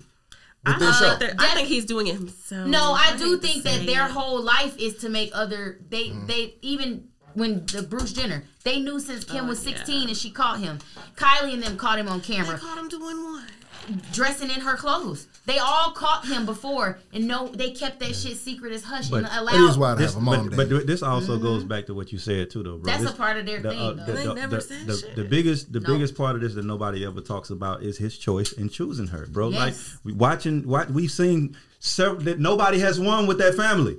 Yep. So you come as a narcissist, feeling like you're going to be different. And when it happens to you too, you are spiraling and you can't control it. Now you're losing your shit too. But don't that go both ways? It goes both ways. It does, but that's why we've seen Kanye be a bipolar, manic narcissist. Both ways. So now that you got him. They both got hit with their own shit. She's used to being able to 90 days out of a marriage. I'm gone. But for her, this is business as usual. He's just never been caught up with nobody like this. You feel me? And it's just like a lot of the shit he does doesn't make sense. Like, bro, you out here with somebody new too. He trying to replace her with it's not working because it's like at the end of the day, if I'm a narcissist, right? I think he really I go get somebody new. And I'm sure he does. But he's also a narcissist too, though, because the thing about it, if in a lot of cases, if a man really loves you, he's okay with you moving forward and being happy. Right. You feel me? But if I'm a narcissist and I love you, I don't want you to love. I want to love you how I want to love you. And I feel like nobody else. You can't have nobody else. And I'm gonna say shit like, "Oh, that shit's not gonna be better over there," and then I'm gonna down that other motherfucker. Like but come on, let's shoot homie some bail. Okay, I'm all for when you cutting up, right? Mm-hmm. But on a normal, let's take out Kim Kardashian and Kanye West and they whole stardom, right? Anybody, when we go through breakups, you've been through breakups, everybody sitting at this table has been through breakups. Somebody act a little bit of a fool, don't they? Absolutely. Whether it's over texting, whether it's 30 calls, whether it's the voicemails, whether it's the multiple texts with no response back, we all go to it. Like, we don't all have the money to move across the street. But you can imagine them 30, 40 texts that come through even though you didn't respond. And then, hey, man, come on, just pick up the phone, bro. Goddamn, I love you, dog. And which person is that usually? Well, the person who's unhappy. Yeah. But we've all done that. We've all done the voicemail, I love you, baby. Then next man, damn, that's how you gonna do it, nigga. I have never left a voicemail. No, not you. I'm just saying, but you've gotten them though, right? You've gotten them, right? I mean, I get to text him and stuff. Okay, Maybe cool. It's just different times. So you've never been through a breakup. I find this hard to believe, but you've never been through a breakup where your boyfriend didn't overtext you to get a response? No, I was saying I did get the text, just not the voicemail. Okay, yeah. So that's what I'm saying. It's like, that is a version of crazy. When you text a person, you expect a reply before you say something else. You don't text 6 or 7 and ain't that motherfucker ain't said shit to you. And they're a minute apart. You ain't gave him a chance to goddamn. Nigga took I know you see this shit. Right, you hot. Right. You done went through 5 different stages of emotions in your text. Right. And I'm sorry, man. Fuck you, man. And I sat my phone out for 5 minutes. You having all these different spells. Facts. So we've all been through that, of course. Right. So I don't feel like what he's doing now, it's just that they in such a big spotlight. I don't feel like this is bipolar. This is normal shit. When people are in love and they go through breakups and the children are involved, shit gets wild. Right. That's why I said narcissism, not bipolar. Okay. Right, because that's a normal thing for someone who because I'm sure, I assure you, right, I can almost guarantee you that he didn't have this same energy when they were together about the way he felt about her and how, because this went from him trying to get her back to him spazzing to him trying to get her back to him spazzing, all these emotions, just like you said. You feel what I'm saying? Yeah, but the only thing he's spazzing about that I've seen is the children. No. Yeah, but sometimes, bro, you gotta. But what you also have to understand sometimes, though, bro, is that's his leverage. That's like sometimes we'll use children as what's the word I'm looking for? As a pawn. As a pawn. Right. You feel me? And I just feel like, not to say that I don't know how this man functions with his children or not. You feel me? Right. But a lot of the times, bro, that's just like. Agree. It uses the pun, but we've all sat here and said we wouldn't want a 9-year-old on TikTok. Right. Right, but he was okay with it when they was together and he was 6 on TikTok. Right. So what's the difference between 6 and 9? Yes. So when he was in a relationship with her, his kids were on TikTok. Yeah, North had leaked their whole house at one point, and they was still. He never complained about that. He's just now complaining about it. So So if you ain't complaining about the same shit you was complaining about when you were in a relationship, agreed. Or if you already knew this is Kim. She forcing her sisters put everything on social media to be online or get the fuck it's from a social away media from me. family. What you mean you don't want the baby on She TikTok? told her sister what he said. Scott said, get her some new shoes and maybe she'll do it. She said, I gave that bitch a career. I ain't buying her no fucking shoes. Like, this is Kim. This motherfucker just made a video the other day telling people they lazy as fuck. Get the fuck up and work. Now she the big dog. Right? She the dog. Like, that's what she's going to allow North to build herself so that when North's sick, you know, Chris used to have they had to sign something, Kylie and them, that by 16 they'd be making a certain amount a month. What? They had, they could only date people. This sounds like rumor though. No, Kylie told it on their show. She was like, my mom put my work on when she did the Forbes thing. She said, my mom put my work ethic in me that basically by a certain age, because of my opportunities, I should be making some type of income around this amount. Because of their opportunities. And I should only be able to date people with this amount of money bracket. And I would only be able to. This is what happens though. Chris is a Scorpio. This is when you happen. This is what happens when you are when you have his issues and you date somebody that doesn't need you. He's so used to dating people that he's so much bigger than. Right. And when he leaves them, it's like they're broken without him, and that he's okay with that. But like most men, if a woman is broken without you after you leave them, bro, most men can move on happily. It's when you go to her social media and see her having fun with her new boyfriend, and you see her living good. That's when motherfuckers be sick. He was a big part of her being a fashion icon. Listen, I give that statement. I can't argue with that statement. That is how niggas feel in general. But let's not do Kanye like come on. Let's be. I love Kanye. I've been a Kanye fan from the get go. But listen, Kanye has the last person that we know him to date was Amber. Right before that, right? Smaller than him. Yeah. But he made her who she was. Correct. She moved on and got with Wiz. He didn't cut the fuck up. I mean, but she was already Amber. Wiz is on the Forbes. But the thing about it, Kim was Kim before him. Yes. Yeah, no, I understand that. Yeah. So I'm just saying. Amber Rose only got really I just feel like at first from us seeing her with Kim. I mean with Kanye. And then Kim made that whole you gotta take 200 baths before you can fuck me after that. I just don't want to put Kanye's behavior automatically on this relationship because this is common. When you go through breakups, especially involved, but not just him. Yeah.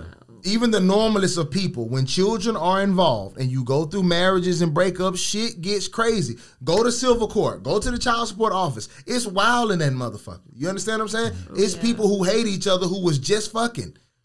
It's like it go to family court. I get that. I get that. It's wild shit. I get that. But there's also a lot of people in those fucking courtrooms fronting like the kids are important. Right. Just because. No, I agree. Yeah, but I'm saying though, I just don't want. But in the real world, there's also something called a restraining order. That's fine. There's also, things that she probably could have done if he wasn't who he is. But I will say I never got a restraining order, and I have felt where I feel like I should, but I don't. And your nigga ain't Kanye. Correct. That's what I'm saying. That's it's normal. It's normal shit. Yeah, I ain't get one because if I feel like that's just gonna make the shit crazier. It's definitely when you're dealing with a crazy person, they just gonna be even madder. We just in their business. It seems like she's just ignoring it at this point. Kanye hasn't did anything that hasn't happened 1,000 times over in other people's lives. And it's definitely normal. When I'm talking about it, I say even on the normal, making a motherfucking video about that man. Even on a normal level, telling D.L. Hughley is people that's gonna get you. Even on a normal level though, it's just like if we're not Kanye and you dating a woman that kind of doesn't need you. It's a little harder during the breakup when she moves on and does better. Right. That's all I'm saying. When we don't need you, we move on in a way that fuck with y'all. I just made a song about my ex. I'm not Kanye. It's niggas who what was the other thing you said Kanye did? You just said Kanye did something. He made a song. He tweeted something about D.L. Hughley. You ain't seen no crazy meme or tweet go up after a breakup. We all go to social media after breakups. Girls put up them tweets about value and shit like that. Like, bitch, I know that's about me. You feel me? Y'all, like, we all do this shit. So it's like I don't want people to start putting like he's this manic, violent, gonna hurt somebody type vibe on Kanye because he is.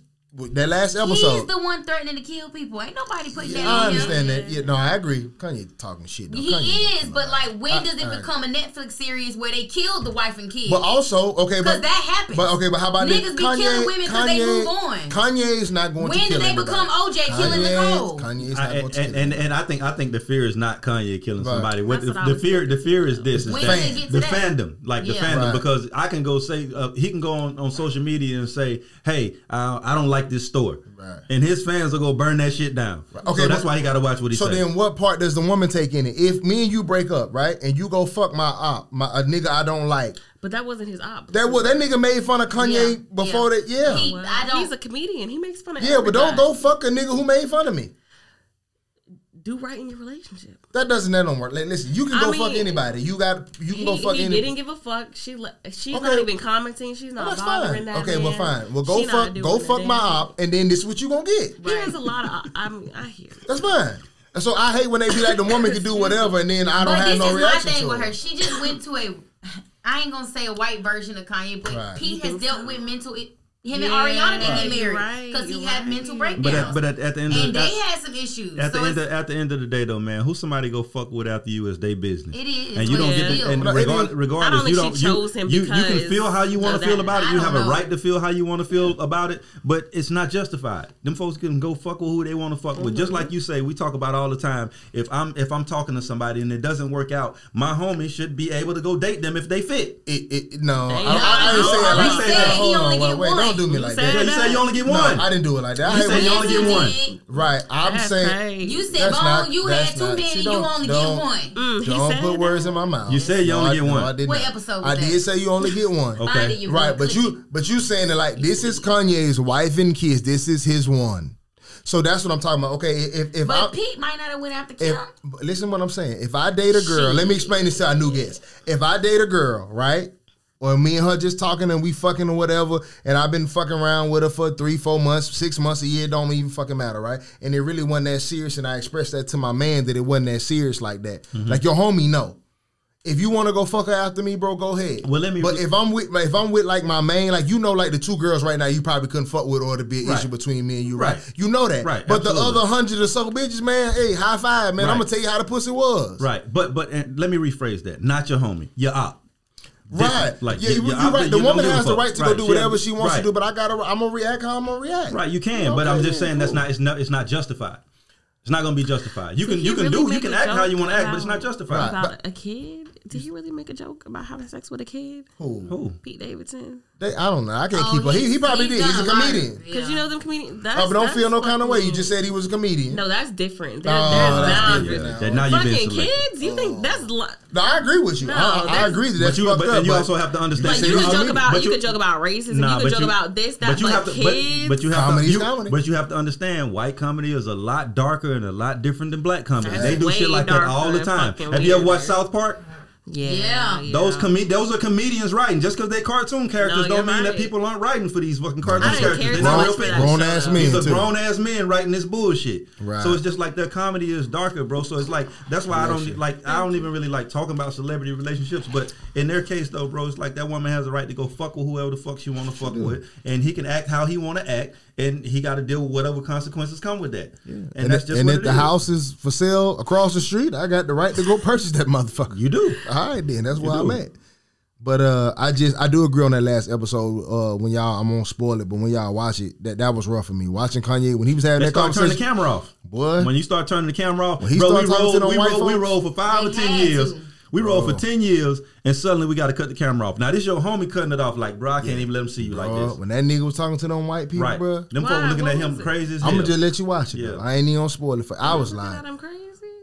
It's just the shit that he was saying, like you see him spiraling, you see his mind, like it's not. But he was telling you, he was saying that shit though. He was like, saying bro, some shit, but it's just like, bro, that nigga was telling you, man, you're alone. That man said I was locked up because my brain is too big for my skull. Mm-hmm. He said. Just watch it, man. That shit is. It was chilling to me, though. So right? Because and what's funny about it though is that we could easily be watching this documentary 10 years from now and be understanding everything he's saying. Mm-hmm. But right now in this moment, nobody could comprehend the fucking thing he was saying. That's why you say he's alone. You feel me? He's alone. It's like, what I got. Because when nobody understands you, if I get some information that nobody, like you said, if I get some information nobody else has, and I try to put it in your brain, I try to explain something that you've never seen before and you can't fathom, you feel me? You're going to be looking at me crazy.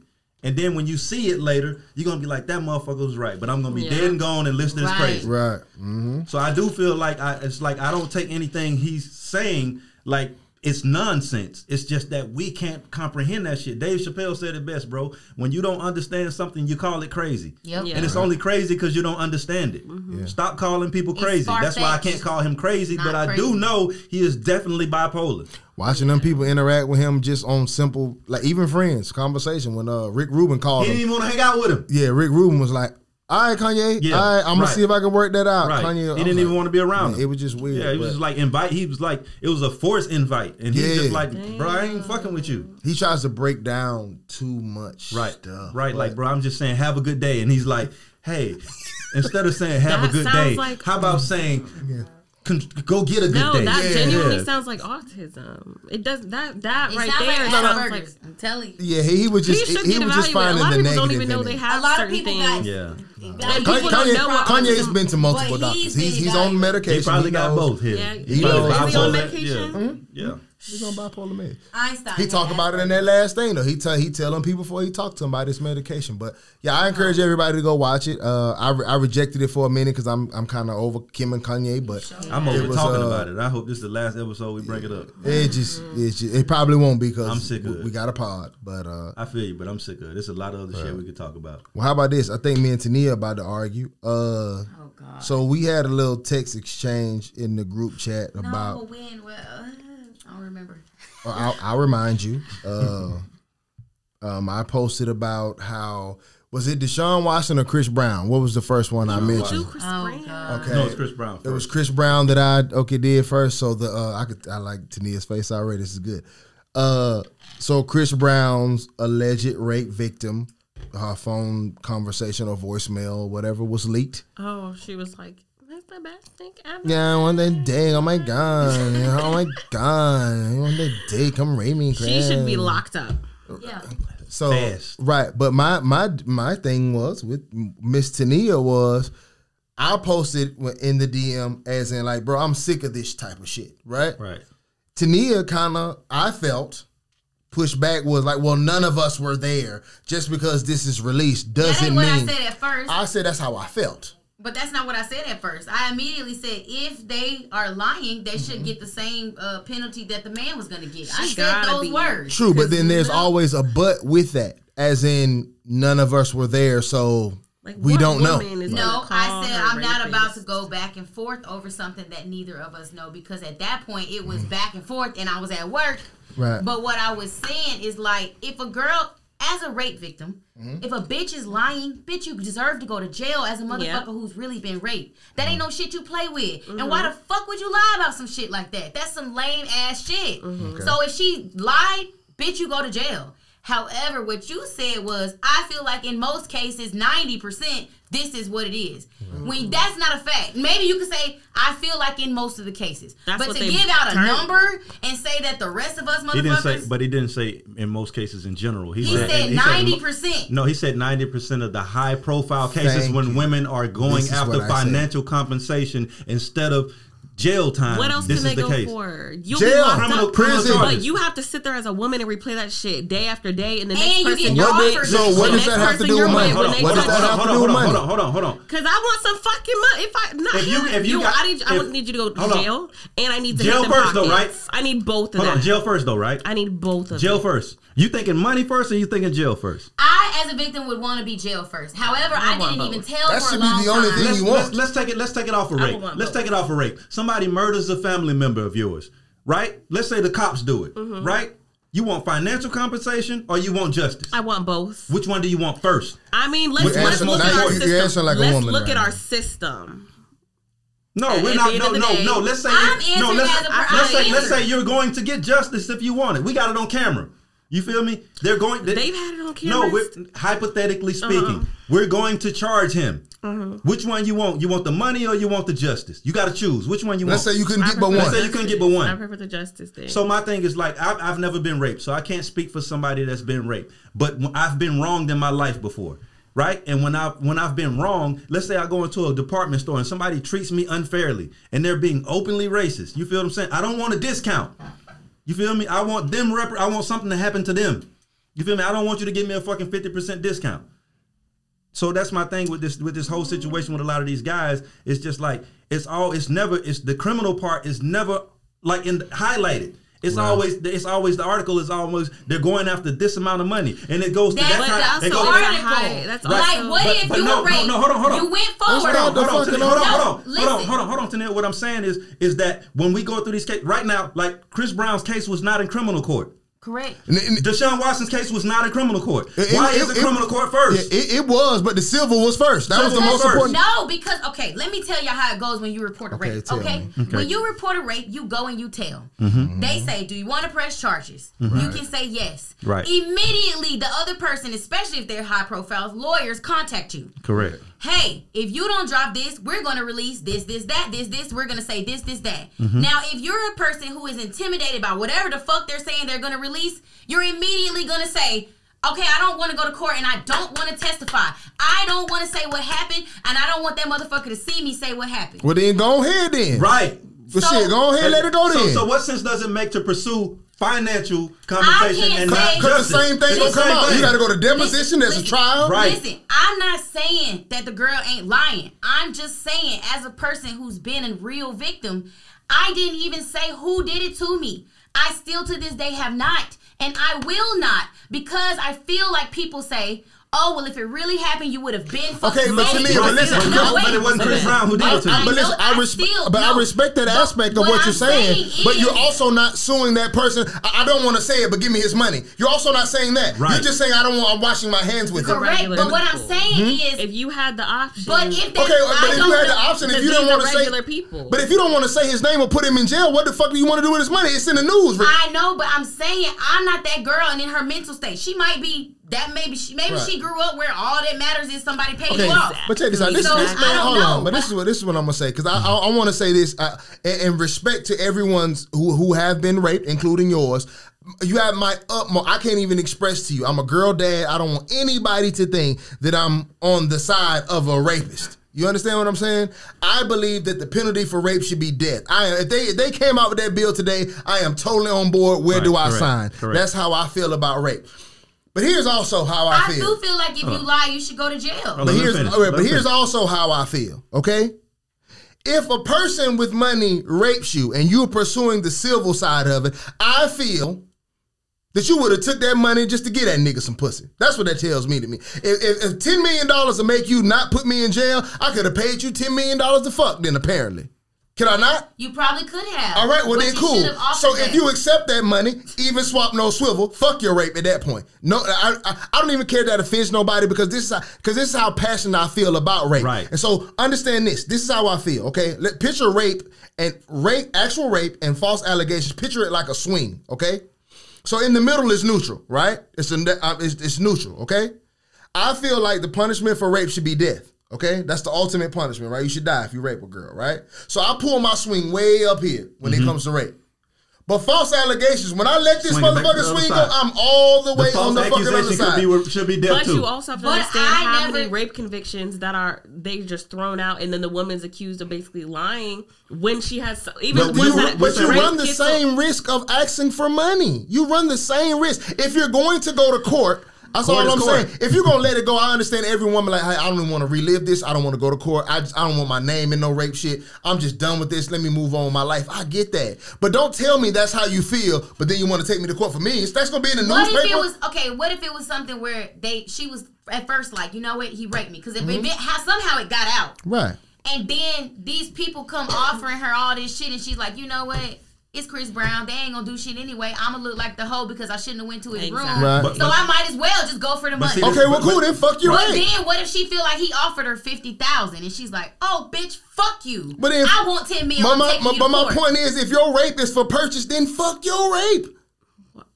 If your rape is for sale, she feels like that's the only justice. Not everybody wants. So this is my thing. Why are you asking me to care more about your rape than you do? I'm not getting paid. So if $1 million makes you not care about your rape, I didn't get no money, but I don't care about it neither. At the end of the day, rape shouldn't have a fucking price tag. It shouldn't. It should not. But I'm saying, so you can't justify it. I'm not justifying it. I said that she should go to jail if she's lying. So I understand. But I'm saying in her mindset, maybe she. Okay, but these are excuses that we making for women, and this is what. No, I'm saying, what if she really was raped? Okay. But in her mind, she feels like I ain't shit anyway. Okay, fuck cool. it. I might as well get money because I ain't gonna get no justice. But see, this is the thing, Tania, though. This is the thing about that, though, right? Even in her saying, okay, let's say, for instance, she says, I might not win this case anyway, and they're not going to put Chris Brown in jail, right? You still have to go through the same process to get that money in court. Hold on. So my thing is this. No, what I'm saying is this. If you can win the case to win money, you can. He's found guilty if you got to get. Why is it not all those Aaliyah even all those? They took the money.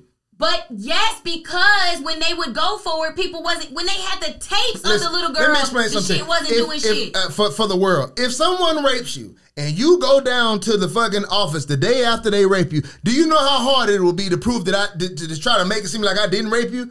The case, if my DNA is inside of you, that's and you have any marks of rape. That's an ignorant statement. No, it's not an ignorant statement. It is, though, because you've never been through the process. You don't know the reality. And I do you know how many rape kits that they've had there sitting for months that they've never even tested? Okay, but then now we're talking about all of these things that like, oh, if the rape kit was old, and now we're going down some COVID shit. We had a police officer. I understand all of that. We're talking about, this is what I'm saying. How about this? They don't take rape seriously in this country. And most, that's not true. How about this? How about this? That's not true. In most of these cases, right? This is what's funny about this, because this is on the opposite side of the argument. What's funny about this, though, right? In most cases, when someone is accused of rape, whether they beat it or not, they're always looked at like a rapist. Deshaun Watson can beat his case. Chris Brown, even though the tapes came out, people are still going to view him as a rapist. No, that is true. It is true. Oh because, my God. Like, because just like right now. Trey Songz had how many allegations? How about this? And a lot of people view him as a rapist. Hold on. Trump had how many allegations? And how do you view him? A lot of people say that's our president. How do you view him? As a rapist. Okay. That's a personal But yet you have no proof that he raped nobody. 26 You have no proof that he raped anybody. You can say 106. And that's the same thing that somebody would say if I raped tomorrow. And what's sad about that is that's the same way white people do us. When police pull people over, you feel me, and they look at your record when they pull you over, like when they pull me over and they see weed charge, gun charge, whatever. I could be a model citizen right now. You feel what I'm saying? But I'm still looked at like all of those things on my record. Right, but even so with that statement, at least somebody is looking at your actual past history, Right. even though they shouldn't make an assumption about your present. Right? You're saying he has rape allegations right now. Tania, you've known me since you've been on this podcast. Let me ask you a personal question: do you think I will rape somebody? I'm asking you an honest question. You answer how you want to. Maybe you think I will, or maybe you don't know. How do you feel? I can't answer that unbiasedly because the person who did it to me, I would have said no. Okay, that's fair. So you're saying that you wouldn't know that if I would rape somebody. I think that you never know until you tell a nigga who thought you was going to say yes, no. Okay, cool. Yeah. And this is the fucked up part about what you just said. I have... The last thing on this earth I would do is rape somebody. Do you understand me? If you ever hear in life that I rape somebody... it's a fucking lie. I can promise you that for the rest of my life until I fucking die. There is no circumstance that could ever come up in life where I will rape a soul. You understand? But here's the thing about it. A woman can come out right now and say that I raped her. For whatever reason on her mind. You don't even, now you know me. You sit here with me every day, but you can say, I don't know, right? Now a woman that you've never met before can say I raped her, and you'll be like, well, maybe he could. Ain't that crazy, dog? And you know me. Even I didn't say I don't know. Because what's the difference? What's the difference between men who go around? Never would have done it. So that's why I said. What's the difference between men who go around and say, oh, I fucked so-and-so and never even fucking touched her or been around her? Because men do that. But there's no jail time behind saying I fuck. I can leave his name and be like, I fuck A-list. But people will sit there and believe that, and it's not a big deal. But if somebody rapes somebody, it's rape. Yeah, I understand it's rape. So what I'm saying is, we're not talking about rape. We're talking about rape allegations. Do you understand the difference? There's a huge difference. There's a big difference. We all agree on rape. But there's nothing to argue about, right? If we're talking about actual rape, we can all sit here with our hands together because we can hold hands and we all agree what the punishment should rape for be. We're talking about allegations. A woman that sits here with me week after week can say, I don't know, bro. I can't really say because of my experience and I never really know. Okay, that's fine. That's from knowing me. But yet a woman who you've never met, who you know nothing about, can say that I raped her, and then in your mind it's a possibility that maybe I have. That's insane to me. If a girl came to me and said you raped her, I would just be like, what the fuck? But there's still a possibility that I could. You just said that. I mean, there's a possibility that's I could kill somebody. But so to me, that's what allegations are, and that's why I take them so seriously. Because you can say that I raped you, okay? And half the people will believe it no matter whether I'm acquitted or not acquitted. So when there's no proof that I raped, I don't care if it's 22, 23, 24, there's no proof that Trump raped anybody. There's no proof. He's not in jail for rape. If somebody took the money to be quiet, we don't know whether that's extortion or not. When there's a murder, right? They have I guess, let's say if somebody in here got killed, they'd be looking for bottles or cut, something. When someone gets raped, what is it that they look for to have proof? Your DNA, the signs of force, huh? What if they use the condom if she's fucked a lot of niggas? There's still your DNA. There's still your hair from your dick. They find stuff on you. Okay, listen. So I'm saying, what is the proof of forced at the end of the day, let's say a little dick nigga raped you. Right. And there is no proof. And it don't hurt nothing, but he still took it. But you pursued the rape. You pursued it, right? You tried to take his little dick ass. You tried to put him in jail. Yeah, I'm saying. Okay, what is there to prove? If he say, well, I nutted in her, she let me. That's DNA, but what if he say she let me? Because niggas do that. But then you take it to trial and fight your case. I know, but and if you lose, if you go down fighting, you can't predict what the jury's going to say. Right. But if you go down fighting, fine. Right, because there's a lot of innocent people in jail, but they went to jail fighting. Correct, but what I'm asking you is, okay, what if... what is it that you look for proof for rape? I'm not the forensic. I'm not the forensic person. I don't have a background in forensics. You just said everything they look for. Answer this. I got a question, right? Do you feel like, all right, a rapist? Would you be against a rapist, proven rapist, being put in jail? I mean, getting the death penalty. Honestly, no. What about you? Yes, absolutely. You can electrocute that nigga. You shoot him in the head. I don't care. Raping a woman is the most vile thing. I think that's the easy way out. I think you should sit the fuck there. How about this? How about life in jail for a rapist, right? Yeah, something. Yeah. How about if you found a rape, let the woman decide what happened to you? I'm cool with that.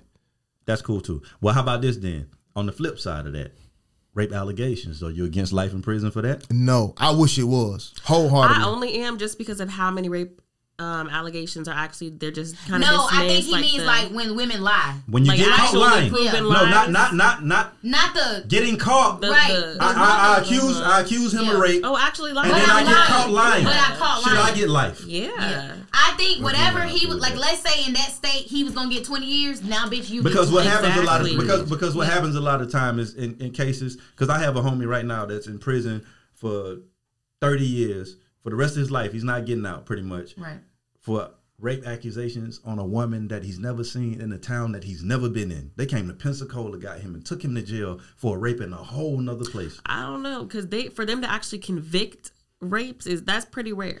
Nah, but rape convictions, if you look up the statistics, no, on but my point is, he's in jail for something that he didn't do. He wasn't never even there. Had never even been there. Right. You feel me? They came and got him on some shit from some lineup shit that like a white lady did. You feel me? On some Emmett Till shit. Yeah. He's in jail for that, right? So my thing is, in a lot of situations, most cases, the punishment for the false allegations and the false accusations doesn't match up to what the time I would have got. Like if I'm sitting in trial, and if I lose, I'm getting 20 years. Right. But I'm sitting in trial, and if I win and they prove you were lying, you walk free, nothing happens. And, even on trial, most people, if you're not Chris Brown, you're in jail while you're on trial. The whole time. You lock the fuck up. But I said that in the message. I say I feel she should get whatever he was gonna get if she's lying because as a person who's been through it, why would you lie about something that people fight so hard for? But because you have to understand this though, Tania, you're somebody who's experienced that trauma and been through that. A lot of women have. And if you're a woman that has never been through that, right? You sit back and you say, damn, this Chris Brown, I could say he raped me. You don't understand the real trauma of that. Yeah. And you don't understand the degree of seriousness that you're putting on somebody. Because typically, and I'm talking about high profile cases, typically that is the only get back you can get for a man who was in that high profile situation. We as men, and let's take it off rape, we as men have all been in a relationship with a woman that didn't go the way the woman wanted. She used our kids as a pawn. Mm-hmm. Women will use the leverage, whatever leverage they can find to get at you. You understand? And a lot of times that's for a lot of us, that's our children. Now, if you were a multimillionaire, and this is what I say in general, is there a rich guy that rapes women around? Sure, I'm positive that there is. I'm very positive. You got the Weinsteins and all them fucking weird ass, creepy ass motherfuckers, and I wish them death and hell and all that good shit, right? But for the most part, if a motherfucker like a Deshaun Watson, 24, 25, handsome, worth $100 million. Do you think he has to rape? Do you think he has to fondle? It's not about having to. No, it is, because understand what I'm saying though. Unless it's a sickness. That's what. Right, but listen to what you're trying to put on somebody. Some people really get a kick out of it. Cool, yes, some, but we're talking about the rarity. It's already a rarity to be rich. Listen to just talk numbers. It's logic. It's already a rarity to be a multimillionaire. Do you know how that's rare, right? Right? That's less than 1% of the world, right? And out of that 1%, you're trying to tell me that you found the crazy molester raper in that bunch. Let's make it more even simple, right? How about this? Would you believe it if somebody told you Bone in jail, and you'd be like, why? And they was like, he tried to steal a Snickers out of Walmart. For what? When he can buy 1,000 Snickers. Okay, is it possible? Yes, but after possible, they but say a lot of people who have money, you have everything. But now we're going to what people say instead of like, there's more logic on the side of him not stealing that Snickers. Didn't they prove they used to have a lot of sex orgies? A lot of that stuff goes on in Hollywood. So but there's more logic of a person with money and handsome and fame. How after everything's obtainable, it gets boring. But now you're going to a subjective thought of how they feel. So, what I do know about life is if I have money, I can purchase pussy. Right, but here's the thing. Let me answer our question. I'll let you go. If we do know if you have money, you can purchase pussy, right? What about the women who say no? I'm not talking about them. We do know if you have money, you purchase pussy. We know that, right? We do know if you're handsome, that women give you pussy, correct? We do know fame will give you access to a lot of pussy. We're talking about all the willing pussies, millions of willing pussies, right? And you're telling me I'm going to throw it all the line for the one chick that says no, and all men know that only 20% of the pussy they get is going to be fire. I'm going to throw everything I got away, right? Now, I'm not saying that this doesn't happen. I'm not saying that this doesn't happen. But there is some creeper, some weirdo. But there's more access on the side that he didn't do it than he did. And all I'm saying is, if the court case doesn't prove that he did, I'm not going to put rape because you can't get these allegations off. There are people who are going to look at Chris Brown and Deshaun Watson as rapists the rest of their lives. Just like you look at Trump, but just because you don't like him politically, he's a rapist. Because these allegations on him. He had 26 allegations. But you never thought of him as a people are lying. But yes, you just said it yourself. If it's 26 million around here talking about this, fuck you, and should we believe it when you just told us you ain't fucking? I mean, that's up to the person. No, the finer you are, the more people gonna lie about fucking you. But those people took him to court. They had evidence, and it still got dismissed. No, it's not. No, because they didn't have evidence.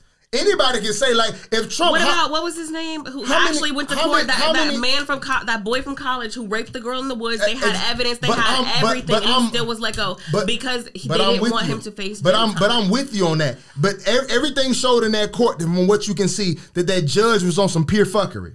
It was proved that he did what he did. So how many judges are not? But it was. But the evidence, when the Supreme Court throws out the evidence, that's different from being tried, and then the results of the trial is something that you didn't like. The judge, who? The boy I'm talking about. No, he was a man. He was in college. I know you're talking about. I think he went to Duke or some Ivy League school, and he was proven to do what he did. Yeah. He was found guilty. And he was let the fuck out. And then the judge came up with some fuck shit. I'm with you on that. He was guilty. The court found him guilty. And then the judge on sentencing day gave him some fuckery. We can't do nothing about that. That judge is on some fuckery. Do you think that? But that's different. Between in my neighborhood, you can look up sex offenders, child. You know what I mean? Yeah. And it'll show you the map of where all of them are located. Facts. I live right next to a preschool. Do you know that every person that's registered has to go through a judge to live where they live? I know exactly how that think goes. About that. Yeah. Why are all these people approved? That has to be a couple of judges are no, they have to live somewhere. I mean, they're not allowed to live within a certain range of being around children, around bus stops, around any of that. I'm with you. I'm not talking about the end result of what the judges decide. But I'm just trying to think in that mindset of these. But that's different. The judge does not find you guilty or not guilty. A jury of people do. But they sign that paper off to say you can live right there next to that preschool where all those children are at, even though you're a child.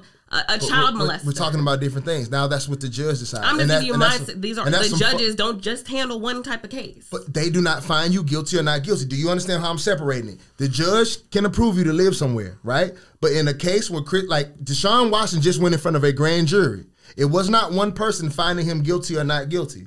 It had to be a panel of people agreed that he was going to be indicted or not indicted. So a panel of people for 6 hours heard testimony from the women, right? There were women judges. There was multiple people up there that said, nah, we not indicting this. Yeah. There wasn't no evidence to indict it. And the issue a lot of the times is this too, though, is that, like you say, we don't factor in everything. It's just like when women hear somebody is accused of rape, that's all they hear. And the benefit of the doubt, like, it's almost like, I don't know. Right. You feel me? But we don't factor in a lot of things that are common sense in the process of this. Right. You feel me? Like when it's going about, like nobody factored in that this man was, like, suddenly, I don't want to play for this football team. Now I got 26 rape allegations. Right. Like, and now suddenly when I'm valuable and the teams want me, now the rape allegations disappear. And I'm going against a billionaire. And right. So that's, right. And it's like a lot of those things aren't put into play. Now keep in mind, before this happened, he was a model. He couldn't have been had never been in the media for nothing.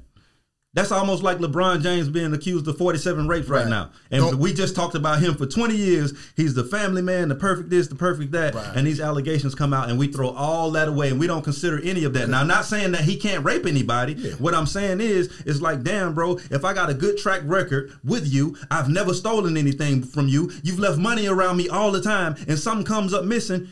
Check real good before you fucking accuse me. And it's such an allegation that all I'm saying is it's such a heavy allegation. Let's let it be proven before we throw it on somebody. Because that's all I'm saying. Chris Brown was a rapist and Deshaun Watson was a rapist far before this ended. You know how many people believed it as soon as it was said? Right. He got treated like a rapist. And you will even say like, oh, it's 26 people or 22 people. How many people join a class action lawsuit that have nothing to do? When money's involved, people jump on it. And what's funny? So anybody who knew Deshaun Watson or Chris Brown, if there's money to be made, because them niggas have millions. All the endorsements that these guys lost, they lost far before they went to court. Man, do you think that let's say he had 22 masseuses, right? Do you think for 100,000 a woman want to just put their name on a slip? It's anonymous. If you got a massage bar, put your name down, you might get 100 grand. You goddamn right I'm gonna put my name on that fucking sheet of paper. It's chump change to him, but that's a shit ton of money. Right. So yeah, them allegations gonna go up when you expect it to get paid. But it's funny how the criminal shit get thrown out, but most of them just civil. Why is that? So I agree with y'all on rape. I'm not trying to talk y'all down off how to feel about rape, but I'm going to be the one that advocates against men being false allegations, because that's one of my biggest fears. But Don't ever put that shit on me. I said in the message, if she is lying, she should go to jail. Yeah, and I feel that way. And I still do. But I've also been on the end of not being with a person who's famous. However, they were in a certain position of importance when I was dating them. And they were abusive. And somebody that was over their position asked me not to tell people that they were. And asked me not to say anything. And asked me just don't talk to them for this many days. Let them cool off. And I remember being young, like, you know, an age where you don't know any better. And being like, well, okay, you know, I won't say nothing then. But just because they pushed me or whatever, you know what I'm saying? And I remember feeling like if I did what that person told me was going to be ruined for them, I felt like I should just not say nothing. Yeah. So I couldn't imagine having somebody come to me and tell me you a nothing ass bitch with nothing anyway. I mean, you gonna get 10 mil if you just shut the fuck up. Now, I'm not saying that that's what happened, but I'm just saying sometimes maybe these girls are lying, and their homegirl was like, "Bitch, you could say da da da da," and they fell for it, or even they said, "Man, I could do this." Not that nobody, not that nobody told them to, but I could also see where maybe somebody who didn't have a good childhood or whatever and didn't know how to be themselves could be like, okay, they are more important to me in life, and maybe I should just shut the fuck up and take the civil route, because then that way it makes them not look so bad and I look bad, but I get 10 mil that I would have never got a chance to get. I think it should be this way though, right? I think it should be a thing to where the civil side of it, right? They should take lie detector tests. On top of that, I feel like the civil side should be something that it's not publicized. No, not optional for us in a sense. Like, all right, cool. Let's say, for instance, if I'm a millionaire, right? All right, cool. And I rape you, right? I should go to court, and if I'm found guilty, they should put me in jail, and the judge should then say, for damages and emotional damages, we're taking this amount of money from you. Agreed. You feel what I'm saying? But I don't think it should be something that can be pursued and bypassed. Like, it's almost like a domestic violence case. Nowadays, when you call the cops and they find out somebody hit you, you don't get to choose to press charges now. Right. Somebody got to go. Somebody going to jail and somebody going to wear this. You feel me? We're not going to let you call us and put this man in jail and then you go to court and drop the charges. Now, I do agree. I feel like there should be, but I also feel like, you know how like in colleges they used to could like pay the kids money to come to teams? Like you said, celebrities shouldn't be able to pay off. You shouldn't be. Or anybody. No, it's not an option. That way, if you found guilty, the judge better take you raped them, you can't buy your way out of this, even if they said they don't. No, we're going to take this, what they say. When you sign this paper, ma'am, if you're lying, the same way they do when you what is it called? Like when Lil Kim perjury, it should be equivalent to perjury. Like, okay, now, agreed. I agree to that. Once we get on this ride, we own it. Right. My only point to y'all was saying, if a woman takes money, how do any of us know if it was rape or extortion?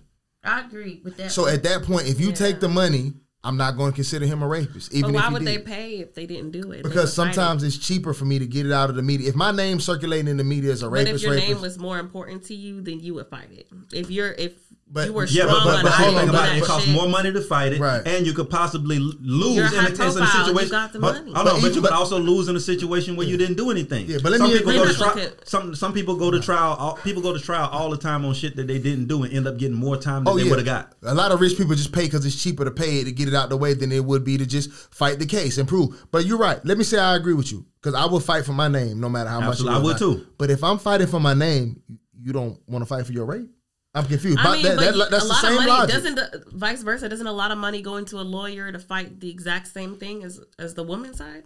And she's not a high profile person. Like the woman who's I agree, but if you're telling me don't so pay what if my that money, person can't even afford to keep going because that person's money is long as hell. Yeah, but the lawyer's gonna take it. If I'm high profile, your lawyer's gonna take it pro bono. That means for free. But the other person, I mean, your lawyer's gonna take it for free because when you get paid, they get paid. They're not gonna take the money unless you win. Pretty much. Then they represent you for free. Right. That's why the Chris Brown girl, the girl who consider Chris Brown a rapist said she got raped on Diddy's yacht.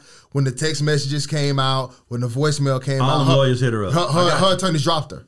They out. She has no attorneys. They dropped. Right. They was like, oh, we didn't know that all that was out because they took the case for free. And when that shit came out and they realized they was going to lose, nah, we done. Right. Because she high-sided on them though. You feel me? So that's all I'm saying is just if you decide to take money for your rape, because none of us were there. At the end of the day, none of us, we don't know whether he is or isn't. I understand that there's some men are, and you know, I get some women do false allegations. We have no proof. But if you take the money, I don't know whether that's rape or extortion. Right. So the last thing I'm going to do is put rape on a man because he can't wash that off. Like, even if you falsely accuse me of rape right now, I came in and talked about your titties, everything right now. Do you know how many? If you put on tomorrow that I raped you online, they gonna believe it. Do you? You look like a rapist. And I'll never be able to wash that off of me. And even if you beat it, they're going to say he got off. Facts. Even if I beat it. Never touched the proof. I went home. Everything. One person going to tell somebody, I heard. Man, they gonna run back this whole tape and dissect. You see when the liquor dropped in you look at his eyes, they're rapey eyes. Remember that happened with Kobe? Like, and then it went away, but then when he died, people was bringing it up again. You can't, Kobe Bryant got accused of rape, and then he won. He won. I remember that. But then it was a whole shit. She had like that. 7 different semens in her when they did it. And you know what? You know it's wild though. Like she really wasn't even the one in her panties, which means it wasn't the most recent. Disgusting. Yeah. Most people don't know Peyton Manning was accused of rape because he got it all. He got rid of it so quick. Did it really have 7? She had like a multiple. They did a thing, and there was a lot of She had fucked like 6 guys the day before she met Kobe. God. Yeah, that shit don't stick. That shit don't stick to high profile white people as like it does. Because Ben Roethlisberger, they act like he's been accused more than anybody in the league. Right. They say he took some pussy in the bathroom stall and had motherfuckers waiting outside the stall to make sure nobody came in. Who? Exactly. Ben Roethlisberger. And I kind of believe, I'm not going to put it on him. But he kind of believe he raped people though. Like you said, he got rapey vibes. Yeah, he got rapey vibes and he had a porn addiction. So I mean, does not mean he raped anybody. Right. So I'm not saying. I just always think like you just know ain't nobody throwing no pussy at him. Once I realized people you trust can do it, then I realized it's a mental sickness that you can't understand unless you're in it. Like Ted Bundy was the finest nigga, they say, and that he had bitches throwing him. Yeah, and they even was like kind of excited that they was the type he would rape. Like they said he had a hair type. Even after the documentary, people were like, "Oh my god, he's so fine! I can't believe he was raping." But he didn't want the bitches who wanted him. He wanted the motherfuckers who didn't want him. Y'all crazy. That's why it's a thing. And he even had a wife. It's like women like, I don't want to be raped, but why wouldn't you rape me? He had a wife. Like, you understand? Like that's crazy. Like I ain't good enough to rape. That went on trial and was like, yeah, he choked me one time till I passed out, but he never.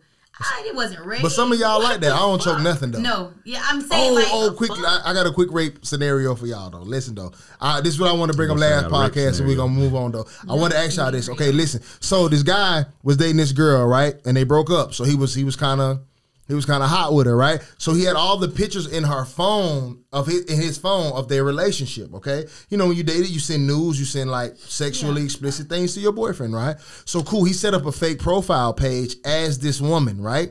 And he contacted this dude, regular guy on a dating profile site. So the dude was hitting up, they had a long conversation. They talked for like 2 or 3 months. And he was like, hey, you want to know what's up with me though? Months. Yeah, they talk. Listen, Linda. Is this a real story? Yeah, this is a real story. So he told the guy after talking for a while, getting to know each other, like he think he's talking to a real person. He has all the pictures to verify it's in his phone, right? Cool. He says, you know what? I have a rape fantasy. My biggest thing is I've always dreamed of someone coming to my home and forcing it on me. I get off. Wait, who said that? The boyfriend. He set up a fake. He basically set up for her to get raped. Right. Said this to a new dude. Oh my god. Right. As a girl. So listen. So the guy's like, oh no, I don't really think that's what he he was like, well, you're not the guy for me. He was like, no, wait. I'm just saying I'm not used to this kind of thing. So he agreed to it. And so the dude was like, hey, listen, when you come over, I'm going to act like I don't want this. Oh my! Don't let me down. Don't ruin this for me. I want you to push through it and rape me. So Buddy comes over and does whatever, right? So and the girl ain't never seen this. Never. It's a fake profile. So he was asking for all kind of verification. Like, I don't know, like, is this you? And he would send a video. It was sitting up because he had them in his phone, right? Cool. So when he went to trial, they explained all of this, and they still had to find him guilty of rape. He actually raped someone. But I was like, that's the most mind fuck shit ever. I feel like that other motherfucker deserves. Oh no, they locked him up too. They gave him life, and they gave the other dude like 15 years. Damn, but he should have even got none of that, dog. Because but he actually raped that woman, though. I would have been like, I see why you did. That's insane. Like he could. That's some brilliant, sick. but it's it is sick brilliant, but it's mind fuckery, bro. That's nobody can be that savage, bro. That's the most savage shit I've ever heard. That's evil. That's next level. Like, that's oh, that man talked to him. They had like hundreds and hundreds and hundreds. They talk every day like a real getting to know each other. That boy said, "Don't let me down." Yeah, that man on the day of the rape, he was like, "Hey, I'm going to act like I don't want this. Do not let me down." He should have been in. They should have like a code word or some type of word where he said. Could you imagine being in jail afterwards, like? But he showed everything in court. He had all the proof. He was like, "Hey, I thought that this was just her sexual fantasy." Like, but the they girl was like, didn't feel bad. She was probably like, "No, fuck you." She got raped. She probably didn't give a fuck. Like, fuck, I don't know this nigga. Yeah, y'all in cahoots, bitch. I met the nigga the day he raped me. That is just wild as hell. That's wild. I remember watching that shit on TV. Like, damn, what the fuck would you do? Like, as a juror, how do you even? This nigga's guilty. I would be like, "Sir, please, I can't do this jury." I'll be like, bro, I just want to. I always wanted to ask women, do y'all feel like he deserved to go to jail? I don't. I can't. But you got to put. But I can't put myself in her shoes. Right, maybe house arrest. You got to put yourself in it. You got to put yourself in the position of the person that got raped. I think the only thing that would make me feel like it is like, bro, you couldn't have said, "Hey, let's fuck in person first before I do the rape fantasy." Mm-hmm. Well, he should have did something to cover his act. Can we meet on lunch first? If I meet you on Instagram and I really think I'm talking to A-list, like I really think I'm talking to you gotta cover your videos and everything. But for 3 months. But I'm sure he tried. But I'm sure he tried to cover himself with send me a picture, send me a video. He did, and he had all the videos. No, that's and what pictures. I'm saying. The only thing it's like an episode of Catfish. Yeah, it is. Damn, should I go to jail because I got catfish? They didn't video chat. Clearly, they didn't talk on the phone. No, they didn't video chat. But he sent videos of that's like not enough now. He sent like pictures like me at work, me How all recent like was he. This? This was I watched this shit maybe like 8-9 years ago. Oh, okay. That makes sense. Yeah. But I still think I would have been like the nigga was sending like work photos, me at work. I just don't see as a jury where he did anything wrong except you couldn't ask. Yeah, that's what he did wrong. He raped a human being. He physically raped a woman though. But he was catfished into it. He didn't know. You got to think like you said. These people were talking for months. So when you talk to somebody for months, you've developed a relationship that's beyond just the first date or just some dinner. It's like we've had intimate conversations. I get it, but you never heard my voice. Probably sent me nudes and everything. You never heard my voice, and that's anybody talking to somebody for a few months is gonna want to hear my voice. But see, just like an episode of Catfish Night, we can't put our common sense on other people. You feel me? Like we can't go and say I would have did this or I would have did that because we would have did a lot of shit. If a nigga wrote me and said I got a fantasy and you raping me, whatever, I would be like, bro, you gonna have to tell me this in person. But y'all know it's a lot of people with no common sense. Look at the Tinder swindler on Netflix. He swindled women's out of and you also have to understand that sometimes people want shit to be real so bad that they don't look for it to be fake. You feel me? Like I'm not going to investigate it. That's how catfish works. That nigga's probably like so I want happy you to be real so bad that I'm scared to investigate it and find out you're not. I did the girl's hair from Catfish here before. The girl that's on Catfish. The big girl from here who catfished the boy. Oh no, I didn't know that. Somebody was from here? Oh yeah, it was a bigger girl. She said that she had some type of cancer, colon cancer. Did she actually? Oh, she catfished with cancer? She did. What kind of sick shit and is she that? got caught, and they from here. The boy went to my high school, but I did the girl's hair, and the bitch is sick. You can't cancer cat. I should just walk around. She tell people I was on Catfish. That's how I knew because I didn't fucking know her. She probably got her the most followers. It did because she's a yeah, I got that. The most catfishes aren't. Right. But before we go, because we're 2 hours in, Jesse Smollett, that nigga, jail, right? That's a wild ass nigga, bro.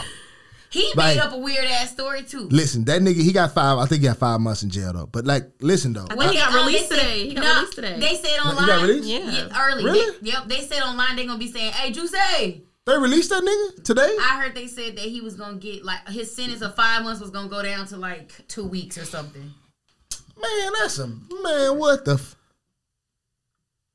oh my God, do, man? Bro. They released this nigga, dog. Because people in there calling him Juicy trying to. That nigga need to be. Let me not say that on my podcast. Because he put that on too.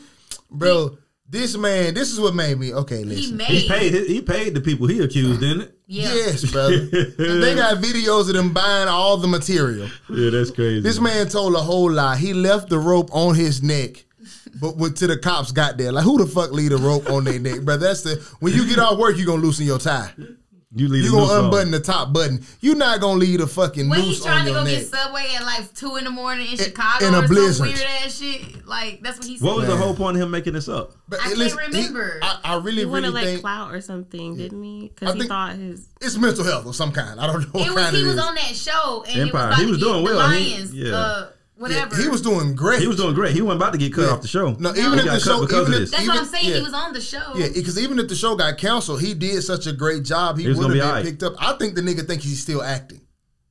I think the nigga is trying to like be a. Well, you know, Journey is his sister. They've been acting since they was like 3. First of all, and this is why I hate it because his sister's so fine to me. I love her. Right. I do too. Yeah. I didn't even know that was his sister at first. But I picture fuck shit like this though. You know, she ain't even speak because she's like, I ain't got shit to do with this bullshit. But they still be up there supporting him like he innocent though. And I picture myself like, because I always thought his sister was fine. Like, okay, let's say I'm Adam Taylor the rapper and I was dating his sister, right? Mm-hmm. And I got to be at the family dinner while this nigga still talking about he innocent. And then my girl asked me my opinion. Right. And I already said, and here I go. I'm like, bro, this is not legit. This nigga is lying. And this what made me so mad. The nigga came up there and threw the black power fist. Like, folks, where do y'all get this nigga from, bro? You fake a rape.